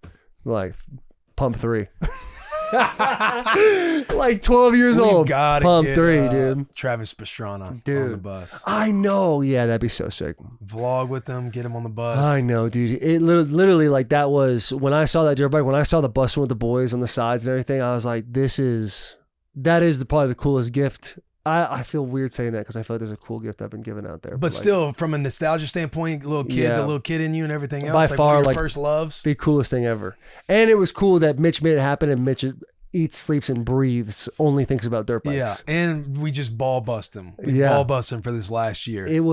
Truly, dude, it was the coolest thing ever. Like I was at home being like, hey, Dave, we got a dirt bike. Like we just left it there too. Like Delaney drove it here. Because I had to go. I was 5 minutes late to win soccer game. Pulled up. I was a parent that pulled up and was like, all right, get out there. She's like changing in the car on the way over. Got her out there playing soccer. She kicked up. She's gotten better at soccer, by the way. That's good. Yeah, she's gotten better. Shout out Wim. Shout out Win Rebel. She's having fun now. That's all that matters. Shout out Supercross. Yeah. Nice. Thanks for the dirt bike. My shout out goes to, I guess, taking a shot or a chance. Because this dude DM'd me on Instagram, and you're going to be fired up about this. This is something that maybe we can do as a group, and maybe for like a little under the hood or Bussins. But he's like been a huge fan of Bussin for years. Just opened up a new Philly cheesesteak spot in the Nations here in Nashville. Would love if you guys came out for a cheesesteak on the house. No free shout outs. Brotherly Love Cheesesteaks. Look us up. So Lance Harris. I think I've seen it. Maybe I went and looked it up, and they look very promising. So if that's something like with a slow content week, a little bus scenes action, we run out there for lunch or something next week, or this week when we get back. Yeah, we'll go today. Next week would honestly be a great week. We get a slower week next week. Maybe hit it on Tuesday next week. Yeah. Down. We'll be out there Tuesday next week. What is it, Brotherly Love? Yeah, Brotherly Love Cheesesteaks in the Nation. So official review coming soon. But yeah, you got to appreciate a guy just taking a shot, especially one of the lower level guys here. It's like Probably can't get Willard Taylor to respond. Maybe we can see if this other guy will. So everybody, if you trying to get our No, attention, no, everybody DM Jack Don't do McPherson. this. Don't do this. But follow him first. On the note of DMs, though, I did get another one on Twitter just from a guy saying that they bought 13 of the boys' hats for his bachelor party. They're going on to that celebrity golf tournament they do every year with like Pat and Oh, let's fucking go. And he said he bought 13 of them for all the homies, and he's like, I'm just fired up. We're all gonna be like strapped up, and I was like, let's go.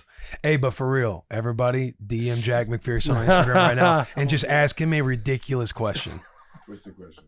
Yeah, No, no twisted question. Ask for a ridiculous ask. Speaking from of the Jack twisted McPherson. question, They don't Brotherly Love Cheesesteaks DM'd you? no, Lance Harris. I guess he's the owner. He's just saying it's called Brotherly Love Cheesesteaks. Yeah, local boy, Yeah.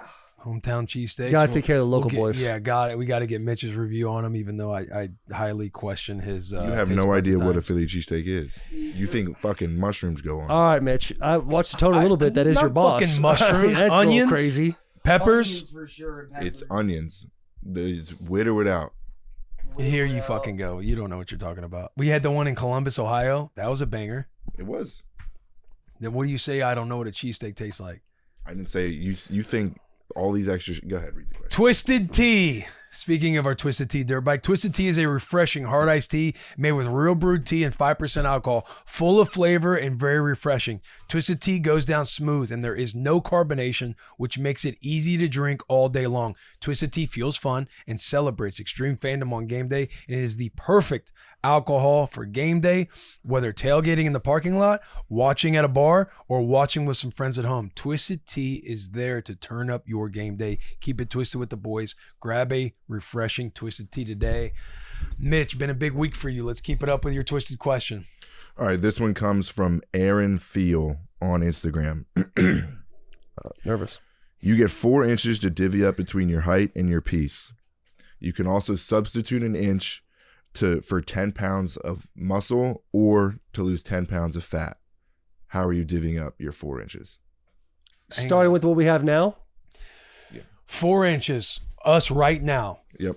So I can take 4 inches off my height and put it on my piece. No, you just get You just get 4 extra inches. We're just getting gifted 4 inches right now. Yeah. To We make can put it. We can put make it. it harder. What you're saying might make it a better question.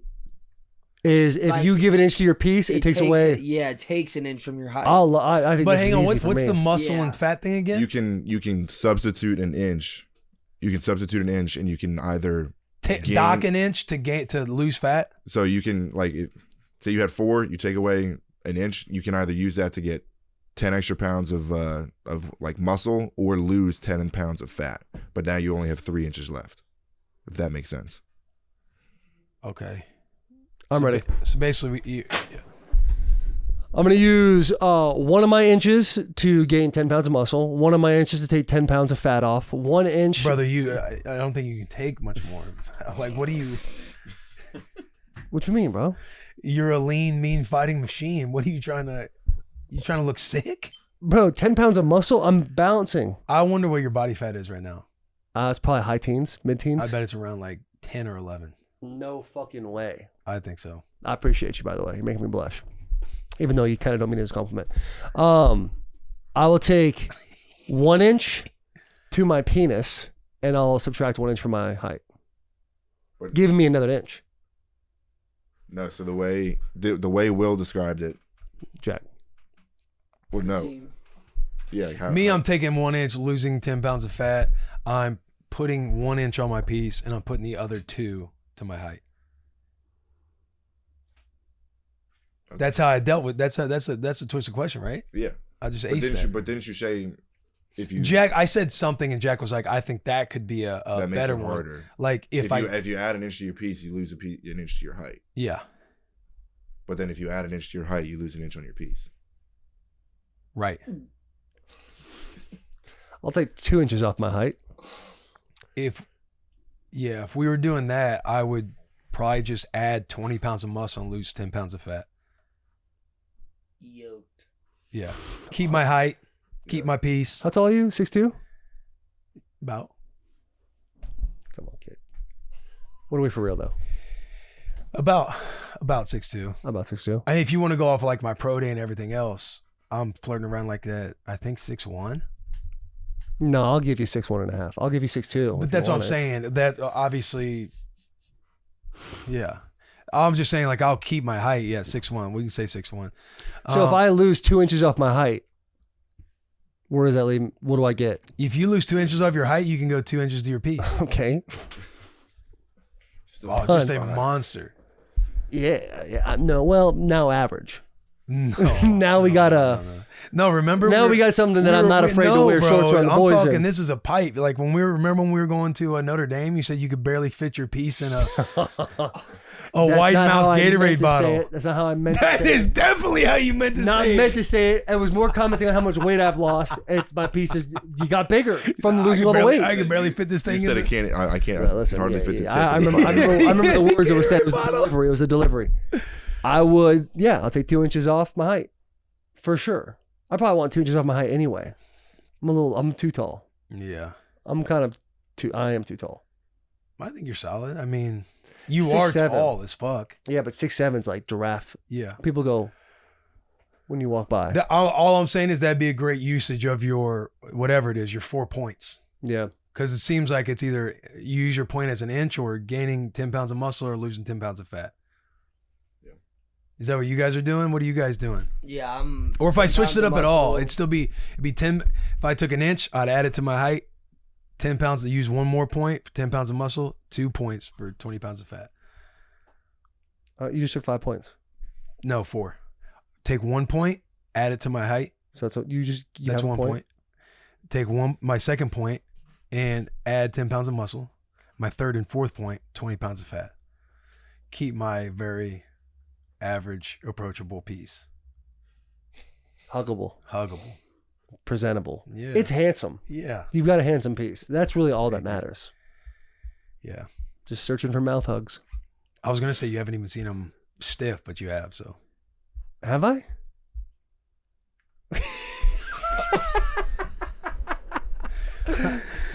Yeah. All right. What are you guys doing? I'll take 2 points to my height, and I'll do 1 muscle and 1 fat. Yeah, a little nub. Is that why are we doing it the way? Yeah, we're doing it the way we've been talking about it, yeah. Mm. Jack, what are you going? 1 all around, 1 piece, 1 height, 10 muscle, 10 less fat. Yeah, I think So the only thing that It's good changes distribution. Yeah. Just so nothing changes too drastically. Yeah. You don't want to be falling over, Yeah, kickstand. That mini-me kickstand. Shall we get into the Coach Lanning interview? Yep.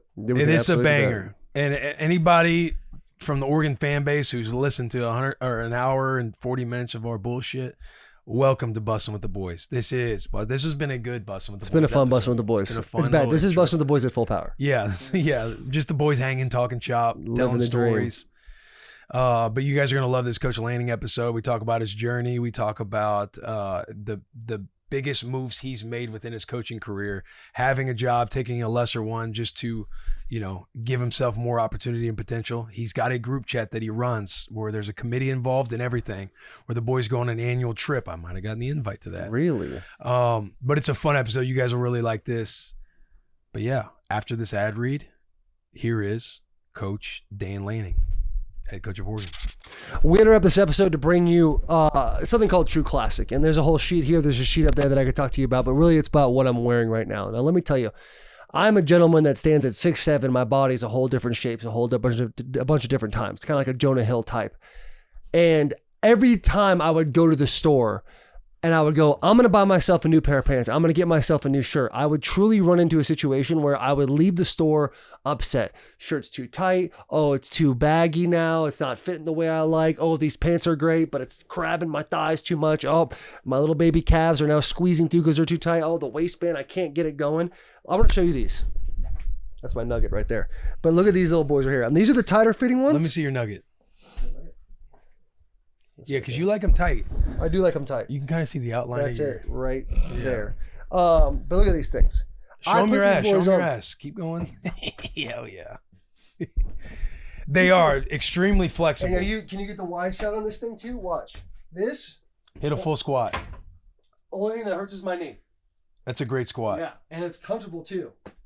They got stretch. They move around. The waistband. These are 36. For if you're wondering, the waistband is forgiving, and it's got that. It doesn't have that waistband. You know when you put underwear on sometimes, and then the underwear like kind of grabs you, and you look back at those hips, and you're like, God, why do we got that ripple effect going on?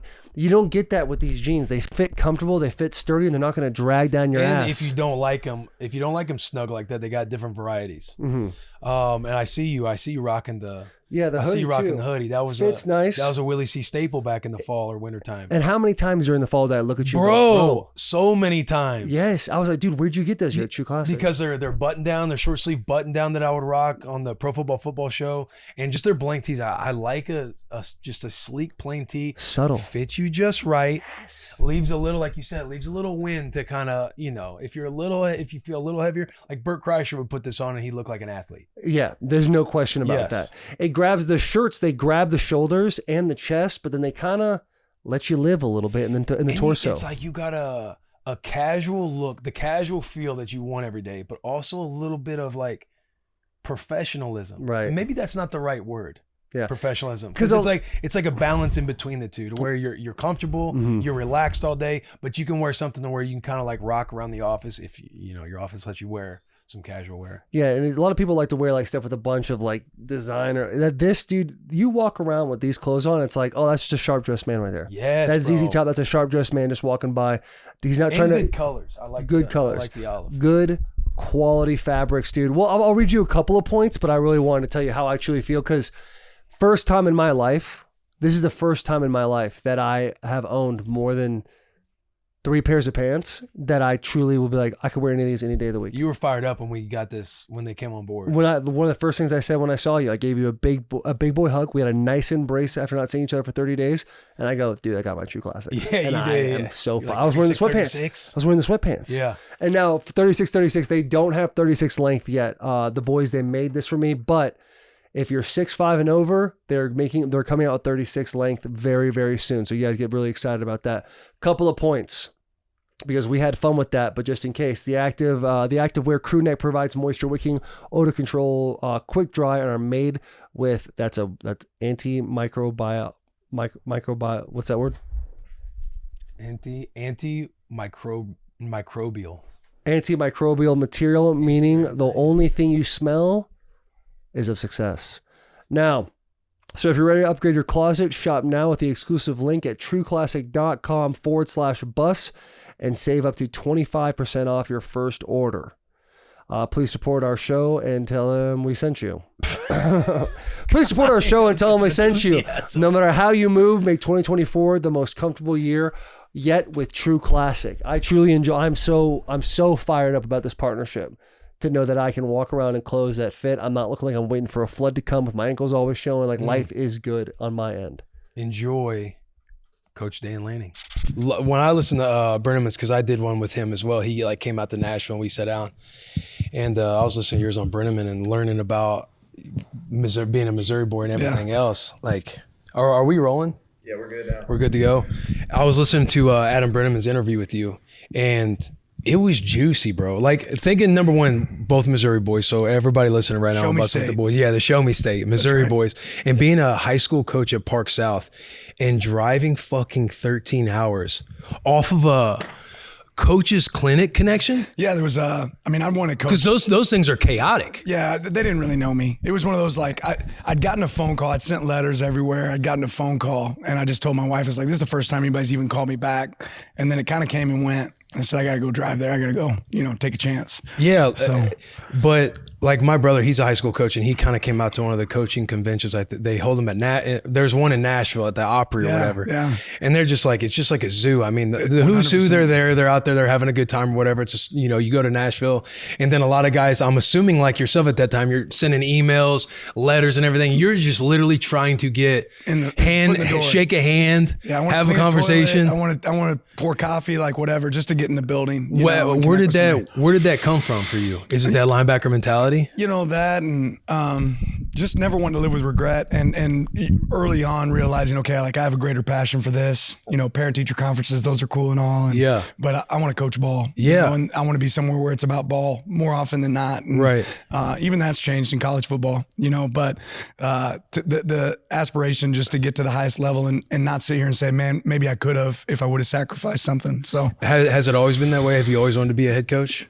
I don't know. Or about chase the dream of head coach, coaching. But yeah, I always wanted to see, where it ended, what the end all goal could be, what you could achieve. And some of that reset, I've told people this before, but when my wife got sick, it kind of made you say, okay, like step back. Who really cares about this other stuff? It's about your family. It's about taking care of your 3 boys. And I was probably really selfish early on in my career, right? Like how can I move up the ladder? There's only one O-line coach or one linebacker coach in each town. So if you're going to continue to advance, you gotta leave town. You gotta go somewhere else, and you're literally 12 hours a day.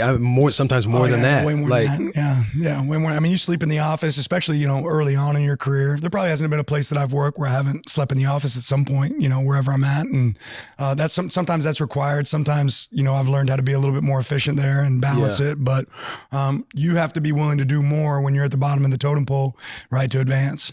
And if for any GA's young coaches out there listening, like what are those gritty things that you would be more willing to do than the next guy? Because there's so many of those guys just trying to get their foot in the door. You obviously, you're driving 13 hours just for an interview at Pitt. I believe I heard right, the coaches were at Penn State that day, so it didn't even happen that day. You're changing into a suit at the gas station, and you're alluding to things like not everybody's willing to pour a cup of coffee. Make sure the guy ahead of you, his call sheet looks the way he wants it, because if he gets promoted, I could be a guy that, I was joking with JP there, I know how to run the computer, I know how to run the technology. No, what are some bits of advice you would give to those young coaches? Yeah, I think every coach has aspirations of being the offensive coordinator, the defensive coordinator, the head coach, and the reality is you got to go find all the jobs that nobody wants to do and become the best at them, right? Like making a call sheet and making yourself to where when this guy leaves, he's like, hey, how do I open up this file? Yeah. How do I create this? How can I make this cut up? When the film shuts down. Yeah, find all that. I mean, I remember going to Men's Warehouse to pick up a coach's socks, and certainly wasn't what I wanted to do at the time. Yeah. Right. But if that, gave me favor with that coach for an opportunity to, be his guy that he trusted, then you got to do whatever it is. Is the head coaching gig everything you thought it'd be? I love a lot of pieces of it. I love the fact that you get to interact with more position groups than just one side of the ball. There's certainly a lot of headaches, but every job has headaches. I mean, it's a ton of fun, and it's a lot of fun in this place. It's just, fun being a place where you have great support and where you have players that are really good. Let's just hypothetically say the cameras are turned off. What's one thing you bitch about with the job? Cameras turned on? Yeah. What's one thing you bitch about with the job? Let's just say complain. Yeah, I'll be honest. I don't bitch a lot because I realize how lucky and fortunate I am. I mean, I think the landscape of college football is changing drastically, and everybody speaks to that. Do you love every piece of that? No, but you better be willing to adapt. And I think the more time you spend complaining, the less you are focusing on getting better. And I don't take a lot of those problems home. One of the benefits for me is my wife never really asked me about work, which I don't want her to. Yeah, right? I spend all my time talking about work at work. So when I get home, it's that chance to, kind of check out after you get done making your recruiting calls and stuff. Right. Well, you were talking earlier about how your perspective shifted, like when your wife had gotten sick and everything else. How do you, I guess, work on that work-life balance when, because especially in the, really any industry, if you're somebody who's ambitious to do anything great, you got to be a little cynical. You got to be a little obsessive. You got to like you said, like you're selfish because you're trying to go after your thing. Talk about how you worked on that work-life balance as your perspective shifted. Well, one thing I'll say is that there isn't balance. There is no balance in this profession. There's no balance in your profession if you want to be great, right? So there's going to be sacrifice. We talked to the same thing with our players. Like if you want to be great at something, you got to be willing to sacrifice something that's valuable, right? And one of those things we sacrifice is time with our family. So that's not going to come back. For me to be the best coach I can be here at Oregon, I'm going to be eliminating some of that time that I spend with my crew. And what it means is when I do have that time, it's got to be important. It's got to be intentional. You got to figure out ways to incorporate what you got to do with work with what you got to do at home. So like last night, the entire team's over at my house, right? Hanging out with my wife and kids. So I get to be with my family, but they get to be there too, the extended family. When your wife was sick, was there ever a moment to where you thought, okay, maybe I need to shift. Maybe this isn't what I need to go after. Maybe I need to do something else. Like talk about those moments where I would assume that there were some lows and even some hard conversations, I would assume. Yeah, there were certainly some lows. You know, I don't think I ever wavered in what I wanted to be able to do. I just probably became a man of faith a lot more and got on my knees a little bit more. You know, speaking to a greater power to say, hey, I can't do this alone. I need this lady here with me. And I always knew that I was going to continue to coach. I don't think that ever shifted, but you got to solve problems. You know, you have to get a sitter. You have to get somebody that can kind of help out with the kids. And, you know, it more than anything, it probably shifts your aspirations and your focus. Yeah. I'm, again, fascinated listening to Brenneman's interview with you, but we got to sit with Coach Norvell a couple weeks ago. And something that really stood out talking to him is when he's sitting there, he's just preaching gospel about, you know, how he worked, and very similar to your style of coming through it all. But one thing that stood out was like never working for the job that you currently have, always working for the next job. That was something walking away from. It was like, oh, that's like, you know, that's something juicy you love to hear. You seem very much cut from the same cloth. What are some things that you learned from Coach Norvell getting to work under him? Yeah, I mean, Mike has a crazy passion for the game when it comes to like his intensity. You want to see that start at the top, right? You want a head coach that you know he's not going to ask you to do anything that he's not willing to do. He put in the work, he put in the time. He looked at things outside the box, right? And that's what I hope people see here is, one, you see the details, because all the details matter, especially at this level. But a guy that's willing to put in everything that they have to for us to be successful and willing to adapt and change. Yeah. I think that's where a lot of coaches mess up.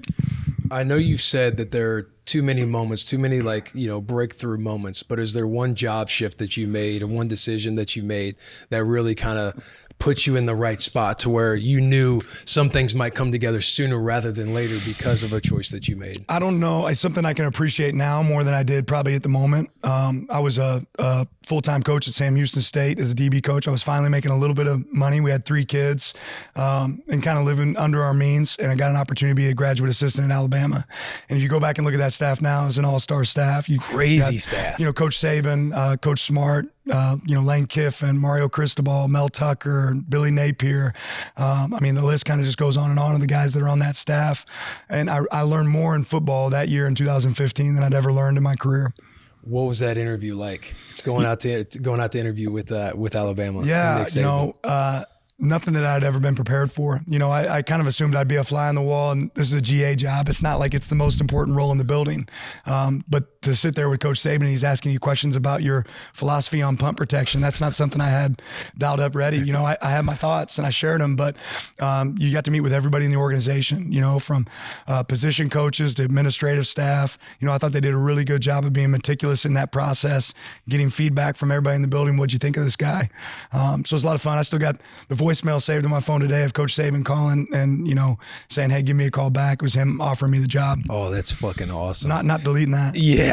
Did you walk away from that interview being like, damn, I wasn't prepared? Like, no, I felt good about the interview, but the process took a while. Right? There were some other guys they interviewed, and I didn't know that I was going to get the job. But you know, the big difference there is you go take that job. I'm making decent money, not great money. And you go take that job, you're making $1,200 a month. You got 3 kids, and you don't have insurance again. All of a sudden, you're on EBT. I mean, it doesn't make sense, right? You're just cutting up tape for all the cutouts, for all the personnels and formations. Yeah, you're doing a little bit of everything. So it's you know, you take a step backwards financially to take a step forwards from a professional standpoint. Yeah. You got any good Kiffin stories? I got some good Kiffin. I've seen some. You got one that you can tell? I don't know that I got. I don't know. I'll say this: I've seen Lane, and he can take an ass chewing, you know, with the best. Oh no! And I've seen that happen before, you know, multiple times. You know, it's something he became privy to there at Alabama, but he was able to dust it off pretty well. You know, it never really affected him. Yeah, that's awesome. Well, I think we had a body armor question. Do we just got to say body armor? Do I need to do like a little read? Yeah, but we should wait afterwards. We gotta do it on the phone. Okay. We can do it in the interview.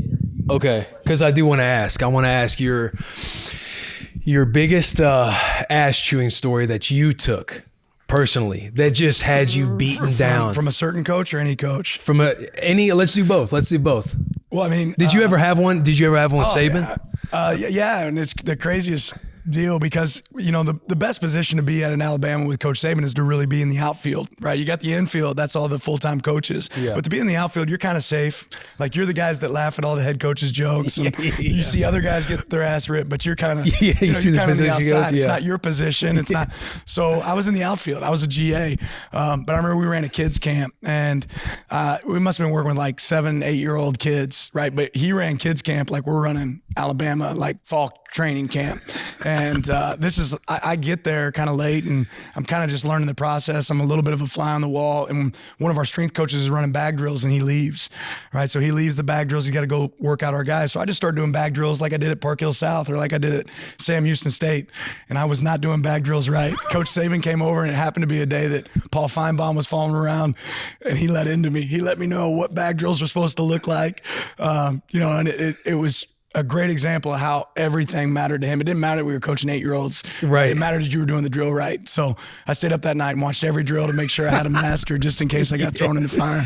Now, how about any coach, the biggest Oh, man, I've had a lot of them, right? I had a lot of them. Kirby Smart's, a grade A professional at giving those. Todd Graham is the best. But usually once you take a few, you're kind of like, and then you see the new guy get it, you're like, hey, it's part of the gig. Yeah. What was one that really put you I'll say early as a coach, Todd Graham probably prepared me for a lot of future astronauts, right? So early as a coach, I was running the scout team. As a GA, at this time you only had one GA on offense, one GA on defense. So I was kind of coaching all 11 on offense. After practice one day, Coach Graham goes, "Man, I'm sorry. I apologize. We have the worst scout team in the nation, and it's not your fault. It's my fault because I hired the guy. He runs the scout." He points to me right after.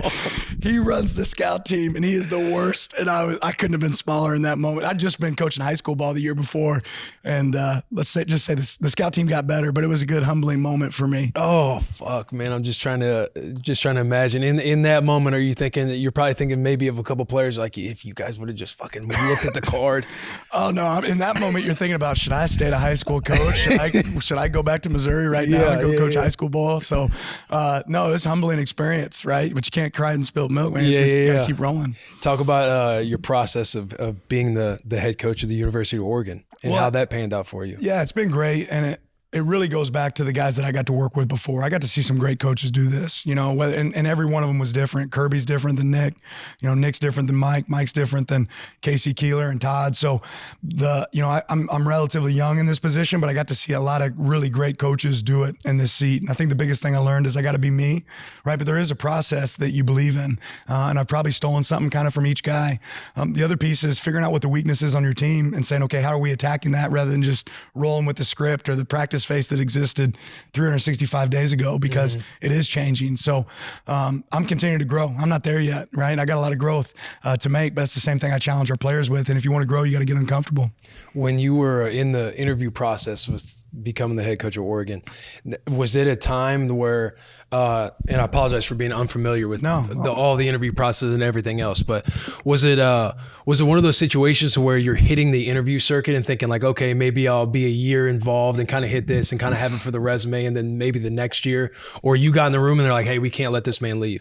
Like a story that I'm thinking of is McVay when he went to the Rams. Right. When he was the OC at Washington, he was going in the interview circuit. And I remember sitting down having lunch with him, and he was like, this is usually where, you'll go around, you'll get in the interview circuit, because I've always been fascinated with getting in coaching as well. Right. And he was like, I'll do this for a year, kind of get in the conversations and everything else. Right. And then usually it becomes after that. And I remember when he went to the Rams, Coach Phillips was like, I don't think they're letting him leave the building without a contract. Right. Talk about the interview process and that experience being a DC. Yeah, college is a little bit different, but there were some opportunities to interview for head coaching jobs before, so it wasn't my first interview. But they kind of come to you. You don't know when it's going to come.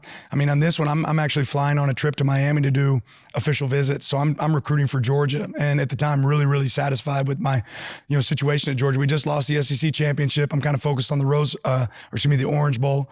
But I'm going down here to recruit a kid, and I get a call saying, hey, these guys want to hop on a Zoom. So I do a Zoom, in an airport, FBO, throw on kind of a suit coat. And that was just kind of the start of it. And it really escalated really fast after that night, after that initial Zoom with some more phone calls. And it goes quick. You know, you never know when it's going to come. There were times where I thought I'd get offered a head coaching job and I didn't. And then this one is probably one that I didn't think was necessary. I didn't have a connection to Oregon. I'd never been to Oregon until I got off the plane here as the head coach. So I knew what it was, somewhere I wanted to be, but I wasn't as familiar, you know, with it or had any ties to it. So going through that process, every one of them is different. And this one, you could tell that there was a really unique vision, and, you know, it was all in sync. It all aligned with what you want as a head coach.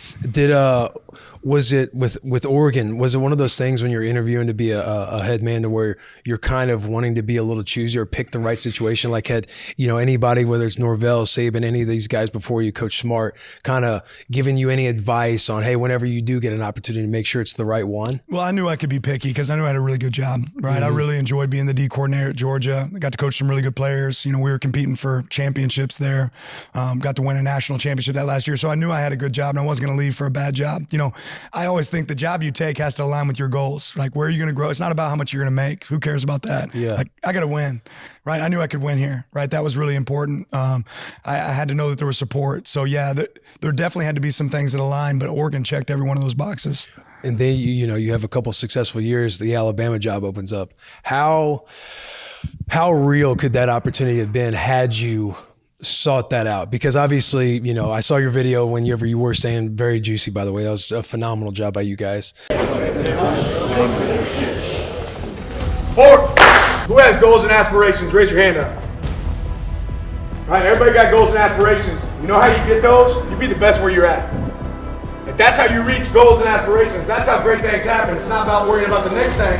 It's about worrying what's right in front of you, 6 inches right in front of your face. I want to remind you guys what that means. You guys that just got here don't know them, right? But it means something to be an Oregon Duck. Everybody makes what? They all make commitments to things that they're going to do. A lot of starters. The world doesn't have a lot of what? Finishers. We're finishers. I want to be here in Eugene for as long as Eugene will have me. This place has everything that I could possibly ever want. There's a little bit of a problem in society today with people looking for what's next and where there's an opportunity. And the reality is, you know, the grass is not always greener. In fact, the grass is damn green in Eugene.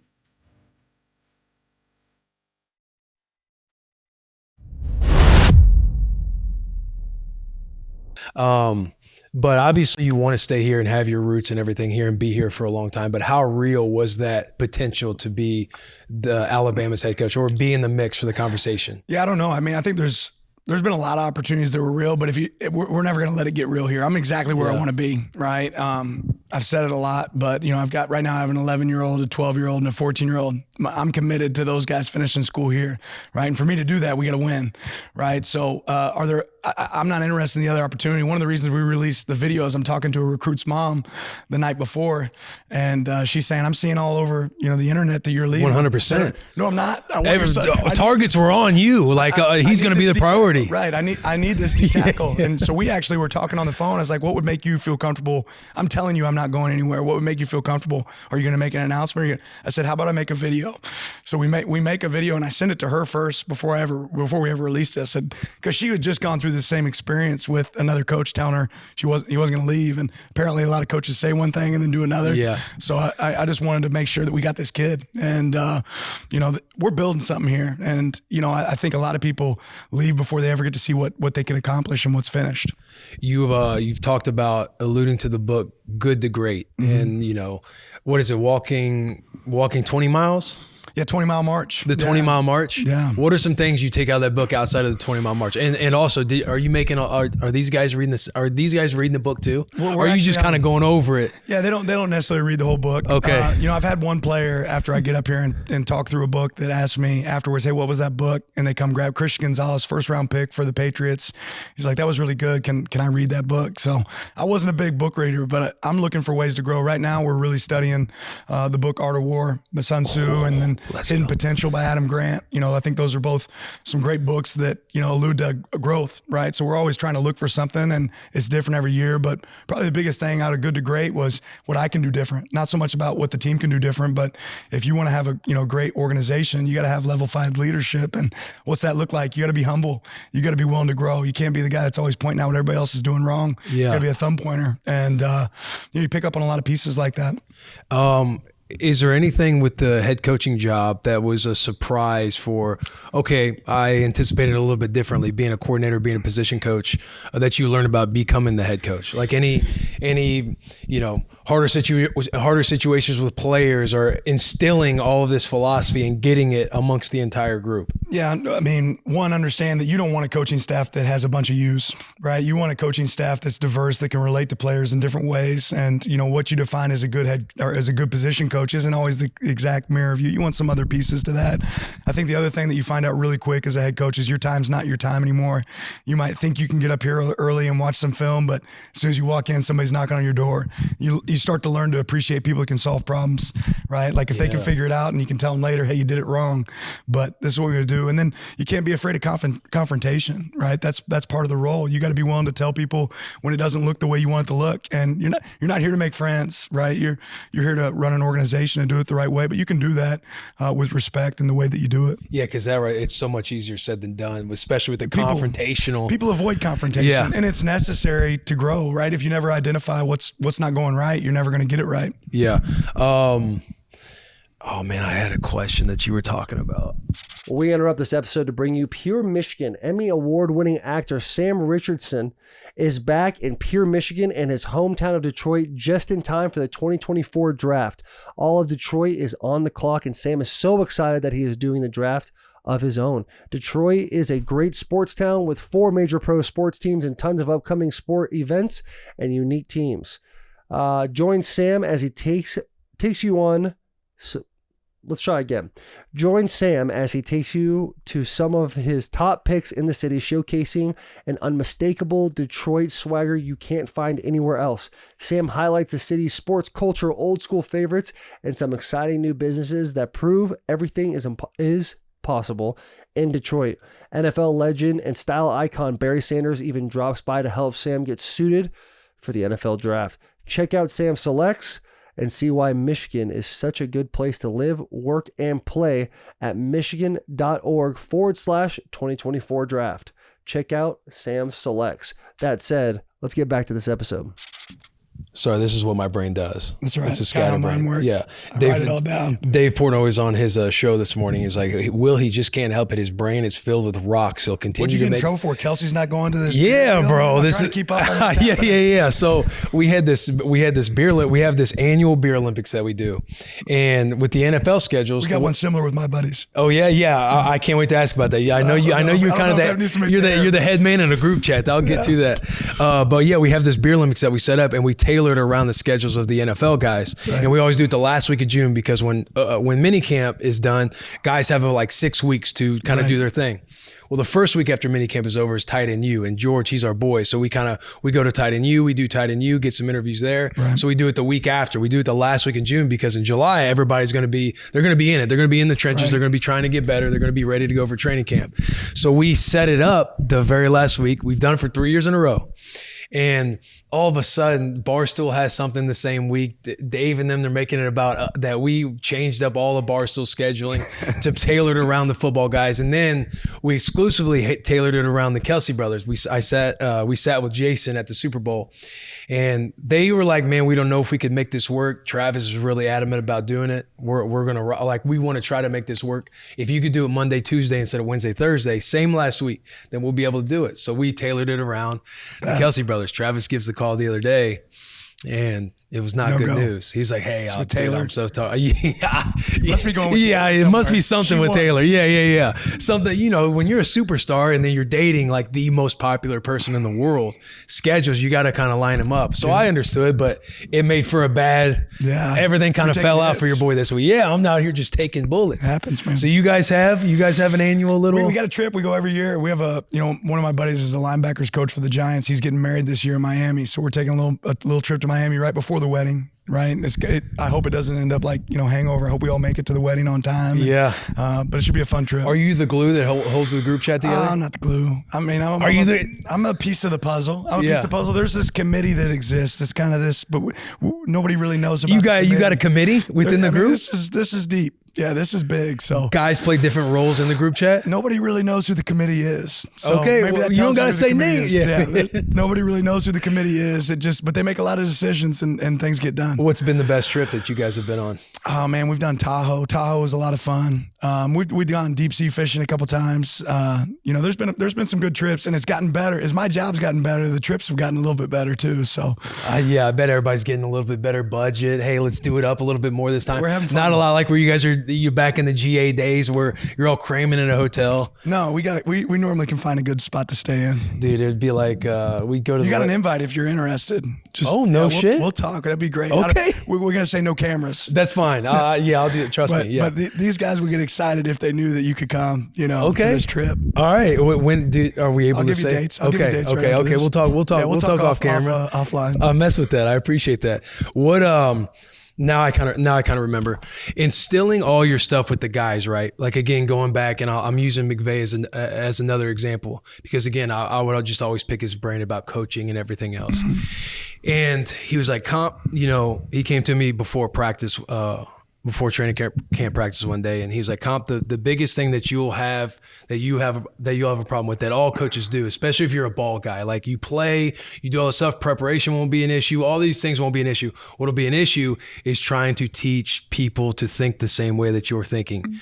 Has there been a learning curve with that, and coming across guys to be like, bro, you have so much fucking talent. Right. If you just listen, if you just trust the process, was that a learning curve for you getting into coaching guys the way you were at William Jewell, being a linebacker, being just hungry about the game? Yeah, I think, the piece I always say is if I could go back and do it all over again, I would have got a psychology degree, because it's really about figuring out how do you get that guy to believe in what you're trying to teach him or try to grow him. It could be the same with a coach. The other piece is just having an onboarding process when somebody shows up. Like nobody knows how you want it done unless you explain it to them, and that takes time, right? Yeah.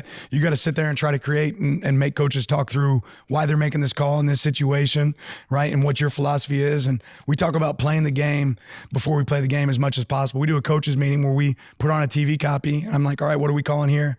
What's the situation? What are we thinking about with timeouts? And try to play the game out with our offensive coordinator, our defensive coordinator. Bo Nix would sit in that meeting with us last year, but you try to get everybody on the same page. And, that's probably where the most valuable time for you is how quickly can you get everybody in your organization believing the same way, seeing it the same way you see it, or challenging yourself to see it differently. Yeah. And we spend a lot of time on that. Bo Nix, at the Heisman ceremony, you talked about him babysitting your kids. Yeah. Was that a PR move, or is he actually a good no, babysitter? Real talk. That story is real. I literally came home one day and Bo's there.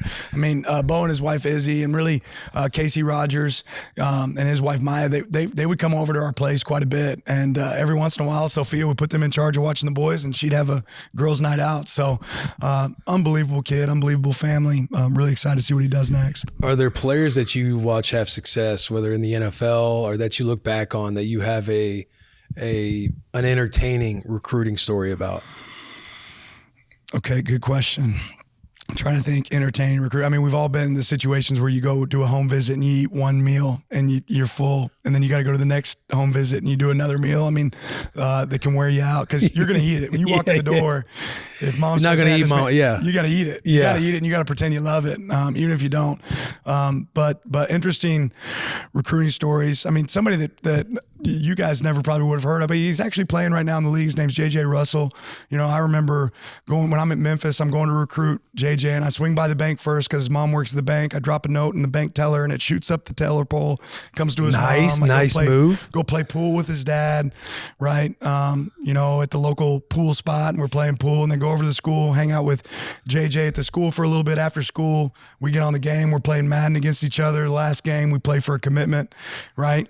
Get his commitment. Playing for a commitment. It's once I've built some confidence that, okay, I can handle this guy. Play for commitment. And then that night finished off with Coach Norvell pulling up this big Memphis bus outside of his house, and we did the home visit meeting right there in front of his house. So it was that's a kind of a fun story where I felt like there's no way anybody did more than we did. Right. Day. Did you prep? Now, were you preparing ahead of time? Like, okay, I'm going to have to play this kid in the game, and I got to come correct. No, I didn't know that. And I wouldn't have said, hey, this one's for a commitment unless I felt good about where we were at. Because I haven't played a lot of games since then. During COVID, I got the sticks out a little bit, because I tell my wife, hey, I'm going to work. I go downstairs and play, Call of Duty. Yeah. I suck at that. You're out there playing Warzone with the boys.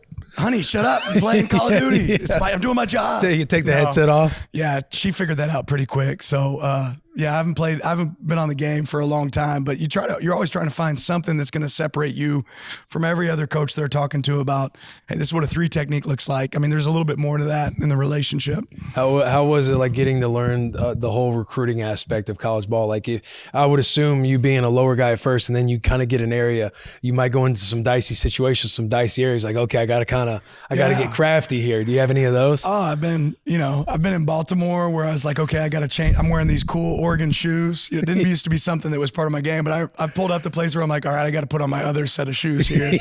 I've been into a spot where I got to get patted down to go in. That didn't really necessarily make me nervous. Yeah. Getting patted down to go in, but what made me nervous is about the amount of people that were standing outside that weren't going in. Yeah. And I'm like, hey, will you mind walking me to my car? Like, I'm not trying to be uncomfortable here, but yeah, you find yourself in a lot of unsavory situations sometimes when you're chasing the right guys. Dude, I bet. This question came from JP. Looking back, what coach would you want to play for outside of yourself now that you've experienced all the coaching trees that you have? Who is a coach that you want to play for? Let's say both position and even coordinator.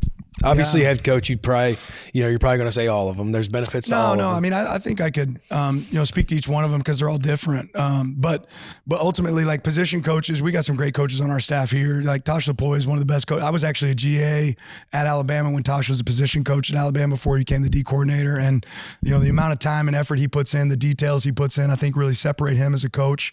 Kirby and Mike are 2 guys that really stood out to me as head coaches.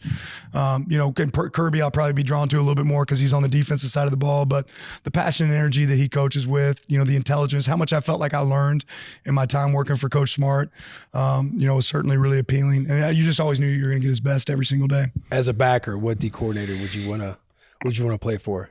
That's a great question. Mel Tucker, and Mel was a guy that you always felt like was in your corner. He did things, the right way. He always had the players back. He's that coach that had the players back. He's a good teacher, good communicator, and was always looking out for you outside of the field too. Yeah, well, yeah. And then there's one more. Okay, we said that we got that one. All right. This is our twisted question. Oh, but it won't be too twisted.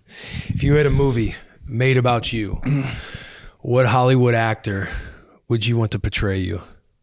Want to versus like what's most likely, right? Let's do both. Let's have fun. We'll do both. Okay. This is a good question. Who's Batman? Christian Bale. Christian Bale. I think that guy just hits it out the park in like almost every role. Yeah, I'd probably say Christian Bale would be, he's a method actor. I've seen him get fat. I've seen him get skinny, get ripped. I mean, he just does it all. He's all sell out for the role. Right. Daniel Day-Lewis, another guy I think about like that just like goes all in on his roles. But I'd probably say like Ben Affleck is somebody that probably I look a little bit closer to. I don't know. I mean, he does a good job too. Who do you guys have anybody in mind? For some reason, I feel like I think he could get a Leo. Oh man, get some scruff going, kind of cut the hair like his. Leo's a different level. And that's a big pull. That's a big pull. Yeah, that'd be awesome. Coach, man, we appreciate it. This has been awesome. I've enjoyed. I knew I would enjoy this conversation again. Being a Missouri boy, being a linebacker, being just a young coach in the game. I think it speaks to a lot of like the cloth you were cut from, and knowing the journey that you've been on, because it is like the longest road travel. Being a high school coach and going to coaches clinics and trying to shake hands, and who knows how many emails you wrote and letters you sent that was just a fart in the wind and never got to anybody.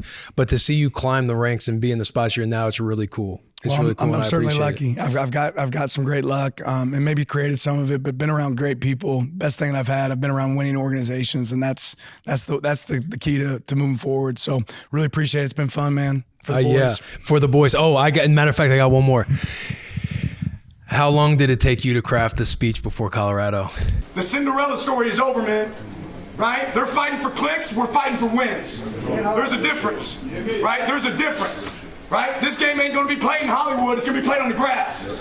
Right? It's going to be played on the grass. It really that was not off the top. No. Certainly, I write down my thoughts before every single one, but I really do it kind of the hour leading up to that meeting. And really, it's built off of a lot of the things we've already talked throughout the week. So we have messaging every single week, trying to say what's going to be the difference in the team that we're going to play, and that one happened to, be public consumption, but brother, it didn't play out the way I thought it would necessarily play out when it came to that, so every week we have a message, right, that we try to piece together for the team that we're playing. What's going to be the theme? What are going to be the differences in us and the opponent? What's going to lead to wins and losses? And those same things you heard in that speech were things that we had talked about kind of throughout the week. What makes us different than this team? How are we going to handle, pre-game antics? How are we going to handle some of the things that are going to show up? So, it's a fun part of the job, but that has very little to do with what the success of the game looks like. Yeah, but well executed. You got clicks, wins. Oh, that's a bar right there. The Hollywood grass. Oh man, you crushed it, bro. But all to say, I don't want to get the game matters way more. The game matters way more. But anyway, hey, we appreciate it, man. This has been fucking awesome for the boys, bro. Absolutely.